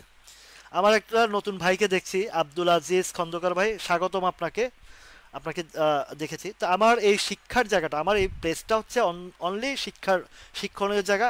আর আপনারা যখন কোনো স্টক দেখতে বলেন আমি অ্যানালাইসিস করে দেই, বুঝিয়ে দেই কোন কোন প্রাইসে সাপোর্ট জোন, সাপ্লাই জোন, এই বিষয়গুলো আমি আপনাদেরকে এখানে উপস্থাপন করি, এর বাইরে কিছু না। তো আজকের লাইভটা একটু লম্বা হয়েছে এবং আজকের লাইভে কিন্তু অনেক শিখার অনেক কিছু আলোচনা হয়েছে, অনেক কিছু বোঝার আলোচনা। মার্কেট ডাউন আছে, আমরা মার্কেটের দিকে না থাকি, আমরা এই শিক্ষার জায়গাটাতে থাকি, আমরা একটু বোঝার চেষ্টা করি। হতাশার কিছু নয়, বাজার উত্থান এবং পতন এর ভিতরে থাকবে। শেয়ার মার্কেট এমন একটা মার্কেট, এখানে বারবার সুযোগ আসে, বারবার সুযোগ আসে, একবার দুইবার না, বারবার সুযোগ আসে। এই বারবার সুযোগ, আপনি একটা সুযোগ মিস করছেন, নো প্রবলেম, আপনি নেক্সট সুযোগের জন্য অপেক্ষায় থাকেন। এই যে বাজারটা বিশাল একটা কারেকশন দিয়ে ফেলেছে, বিশাল একটা পতন, কেউ বলেন পতন, কেউ বলেন কারেকশন, যে যে নামে ডাকেন, এখন যে ফ্ল্যাট লেভেলে আসছে বাজার, এখন ইনভেস্টের জন্য বেস্ট একটা জায়গা। আপনি স্টক চয়েসের জায়গাটা, এই যে এক ভাই এইচআর টেক্সটাইলের কথা বলছেন, দূরে থাকেন এটা থেকে, এটার ইপিএস 15 টাকা মাইনাস। এইটা এই এইচআর টেক্সটাইল নিয়ে যে গেমলিং করেছে এবং যে পাবলিককে লুজার করেছে, এইচআর টেক্সটাইল থেকে দূরে থাকেন, এটার ইপিএস 15 টাকা মাইনাস। এটা যে আপনার 2-4-5 টাকার ঘরে নিয়ে আসবে না তার কোনো গ্যারান্টি নাই। সুতরাং এই বিষয়গুলো থেকে আপনারা কখনো আপনারা কেনার আগে অবশ্যই অবশ্যই টয়োটা ও হিনো, জি, ঢাকা শহরে বা বাংলাদেশের যত গাড়ির বডি আছে, এই যে বাসের বডি দেখবেন যে আফতাব লেখা আছে, আফতাবটো আফতাবটো আফতাবটো, ওদের হিউজ বিজনেস ভাই, প্রচুর বিজনেস। আচ্ছা, শেষমেশ এই ভাইয়ের ইয়েটা দেখে দেয়, ইউসিবিএলটা, ইউসিবিএল ইউসিবি 9 টাকা, মাঝখান দিয়ে একটা প্লে করছিল, ভালো এক প্লে করছিল, এখন 9 টাকা 90-তে চলে আসছে। তো এখন ওয়েট করতে হবে, কারণ এটা আর একটু সময় লাগবে। আচ্ছা, বিডি থাইটাও দেখে দেই আপনাকে। ইউসিবিএল এর জন্য একটু মাঝখান দিয়ে একটা প্লে করছে না, এই যে 11 টাকা 70 পয়সা পর্যন্ত উঠছিল অল্প কিছুদিন আগে, এই যে সেপ্টেম্বরের 15 তারিখে। এরপরে এখানে কিছুটা ফিডিং হয়েছে, আবারও আসছে। ইউসিবিএল ভালো হবে আবার, বাজার যখন ঠিক হবে আর ব্যাংকিং সেক্টরের যখন প্লেরোল আসবে, ইউসিবিএল লেখা আবারও উঠবে। এটা আপ অ্যান্ড ডাউন, বটমে কিনবেন, কিনা যায়, এখানে কিনতে পারেন। আপনার বিডি থাইটা নিয়েও অনেক আলোচনা হয়েছে। এখন বিডিটি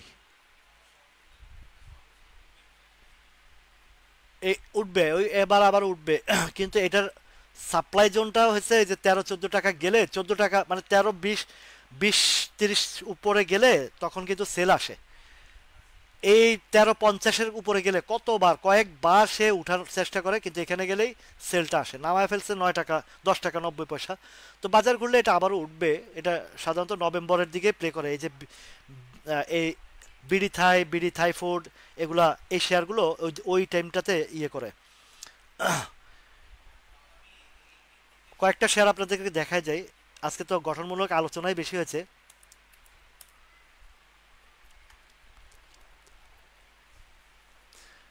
ইপিজিএল গেম করছে, আবার নামায় ফেলছে, বটম একদম ফ্ল্যাট ট্রেড চলে আসছে, আবারও উঠার চেষ্টা করছে, কিন্তু উঠতে গেলে এখন তার আবারও সেই 17-18 টাকা পার না করা পর্যন্ত ইপিএস ভালো আসে নাই না। এটা তো মনে হয় থার্ড কোয়ার্টার, ক্যালকুলেশন করবেন সেকেন্ড কোয়ার্টার ফার্স্ট কোয়ার্টার সব কিছু মিলিয়ে ক্যালকুলেশন করবেন। এখন ইপিজিএলটা আবারও যদি বাজার ঘুরে একটা প্লে রোল আসবে, আসলেও এই 18-19 টাকার ঘরটা আবার যাবে যখন প্লে রোল হবে। গোল্ডেন সানটা দেখাই, তারপরে ওয়াইপিএল দেখাবো।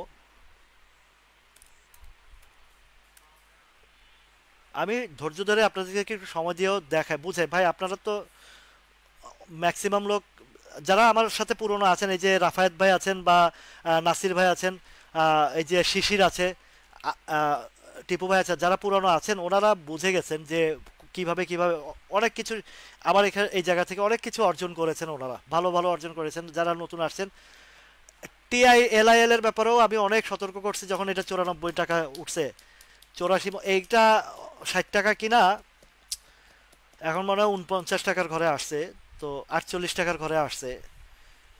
এই লেভেলটাতে আহ, আপনাকে একটু সময় দিতে হবে। এই লেভেলটাতে অ্যাভারেজ করে নামানোর চেষ্টা করেন, করলে হয়তো বা একটু এক্সিট নেওয়ার আপনার 55 বা 57 লেভেলটাতে আনতে পারলে তখন আবার বের হইতে পারবেন। বা 57 লেভেলে একটা সাপ্লাই জোন হয়ে গেছে, মুখস্থ বলে দিচ্ছি, দেখছেন এগুলো মুখস্থ হয়ে গেছে দেখতে দেখতে। আচ্ছা, আপনার গোল্ডেন সানটা আসবে একটু এই এই 2-1 দিনের ভিতরে বাজার ভালো হয়ে যাবে ভাই। কিছু কিছু বিষয় আছে, মানে সিগনিফিকেশন আছে, এগুলো বোঝাই যায় যে বাজারটা ইউটার্নে চলে আসবে। আসলে কিন্তু ভালো হবে। তাহলে আপনার গোল্ডেন সানটা যখন আসবে, এই 12-13 টাকার ঘরটাতে গিয়ে একটা মানে সাপ্লাই ক্রিয়েট করবে, সাপ্লাই আসবে। সাপ্লাই আসলে যদি এটা টেক ওভার করতে পারে তাহলে হয়তো এই যে 14 টাকার ঘরে যাবে, সেটা পার হওয়ার পরে গোল্ডেন সান। তারপর রানার অটোটা একটু দেখে দেই, রানার অটো অনেক এটা ইয়ে। তারপর ওয়াইপিএলটা দেখবো, আমার মনে আছে, এরপরে বিদায় নেব। আফতাব অটো, রানার অটো, তবে রানার অটোর চেয়ে আফতাব অটোর বিজনেস ভালো, পরিচিতি ভালো, কারণ দেশীয় ইয়ে, অনেক পুরনো কোম্পানি এবং প্রতিষ্ঠিত কোম্পানি, নামকরা কোম্পানি, জয়েল জয়েল ইসলামের কোম্পানি, এটা অনেক ইয়ে। রানার অটো তো ইন্ডিয়ানদের খুব সম্ভবত আছে। এটা ইপিএস টিপিএস কেমন একটু দেখেন, ওটার পজিশনটা কি। এই ধরেন 32 টাকা পর্যন্ত আপনার একটা হিসাব করা যায়। লাস্ট ওয়ান ওয়াইপিএল এর কথা বলছেন, অনেকবার বলেছেন ওয়াইপিএল। আজকে 1.5 ঘন্টা হয়ে গেছে। এটা আর আরেকটু নামার সম্ভাবনা আছে, যদি হয় এখানে এই 14 টাকা 90 পয়সা ভালো কংক্রিট জায়গা, 14 টাকা 90 পয়সা। তবে একটা বিষয় বলি আপনাকে, ওয়াইপিএল এর এটা অনেক আগে একটা গ্যাপ রেখে উঠেছে। এই গ্যাপটা দেখছেন এই জায়গাটাতে, এটার প্রাইসটা হচ্ছে 11 টাকা 40 পয়সা, বা 11 টাকা, হ্যাঁ 11 টাকা 40 পয়সা থেকে 11 টাকা 60 পয়সা, মানে 20 পয়সার একটা গ্যাপ রেখে উঠেছে সে। ওই যে অ্যাসালমের কথা বলছি, ওইটার মতন এটা। তবে এটা এটা হয়তোবা এই মুহূর্তে আসবে না, এই মুহূর্তে আসবে না। যদি নামে 14-17, যে শেয়ারগুলোর নিচে একটু গ্যাপ রাখা ওঠে না, সে উপরে যাইতে বেগ, মানে এটার টেকনিক্যালি হিসাব আছে, ওই হিসাব মতন। আর উপরে যদি উঠে, তাহলে যদি মানে মার্কেটের ফেভারে আসে ওয়াইপিএলটা, ইয়ারকিন পলিমার, এই যে এই জায়গাটা 18-19 টাকার ঘরটা, 18-19 টাকার ঘরটা। ও আশিক, আশিক ভাই আপনি অনেক আমার যাওয়ার মুহূর্তে চলে আসছেন, একদম যাওয়ার মুহূর্তে চলে আসছেন। আজকে খুবই চমৎকার গুরুত্বপূর্ণ কথা আলোচনা হয়েছে, বাজারের ইয়েতে অনেক অনেক গুরুত্বপূর্ণ আলোচনা হয়েছে, মানে একদম। কারণ এখন মার্কেট পতন তো এই টাইমটাই তো হচ্ছে শিকার শিকার জায়গা। তো আশিক ভাই আপনি আবার দেখে নিয়েন, ইনশাল্লাহ ইনশাল্লাহ এটা দেখে নিয়েন পরবর্তীতে। আজকের আলোচনাটা চমৎকার আলোচনা হয়েছে, আপনারা যেমন মজা পাইছেন, আমার কাছে ভালো লাগছে যে আপনারা মনোযোগ সহকারে শুনছেন, খুব গুরুত্ব সহকারে শুনছেন। এই জিনিসটা আমার কাছে ভালো লাগছে। আপনারা যে কয়জন আছেন, আমার জন্য আপনারা এই কয়জনই যথেষ্ট। এরপরে যেসব পাগল ছাগল এসে কমেন্ট করে, ওগুলো আমার দেখার টাইম নাই ভাই। আপনারা যারা আছেন আমার প্রিয় মানুষ, আপনারা বুঝেন, আপনারা শিখেন, আপনারা এখান থেকে অর্জন করেন, দ্যাটস এনাফ। আর কিছু লাগবে না। ওরা আসবে, ফাইজলামি করবে, ইত্রামি কথাবার্তা বলবে, আমার কাছ থেকে ওই ধরনের জবাব পেয়ে যাবে। তো সবাই ভালো থাকেন, সুস্থ থাকবেন। সবার জন্য দোয়া এবং শুভকামনা রইল। আপনারাও আমার জন্য দোয়া করবেন, যেন আমি আপনাদের পাশে সুখে দুঃখে বিপদে আপদে সবসময় যেন থাকতে পারি। আল্লাহ হাফেজ, সবাই ভালো থাকুন।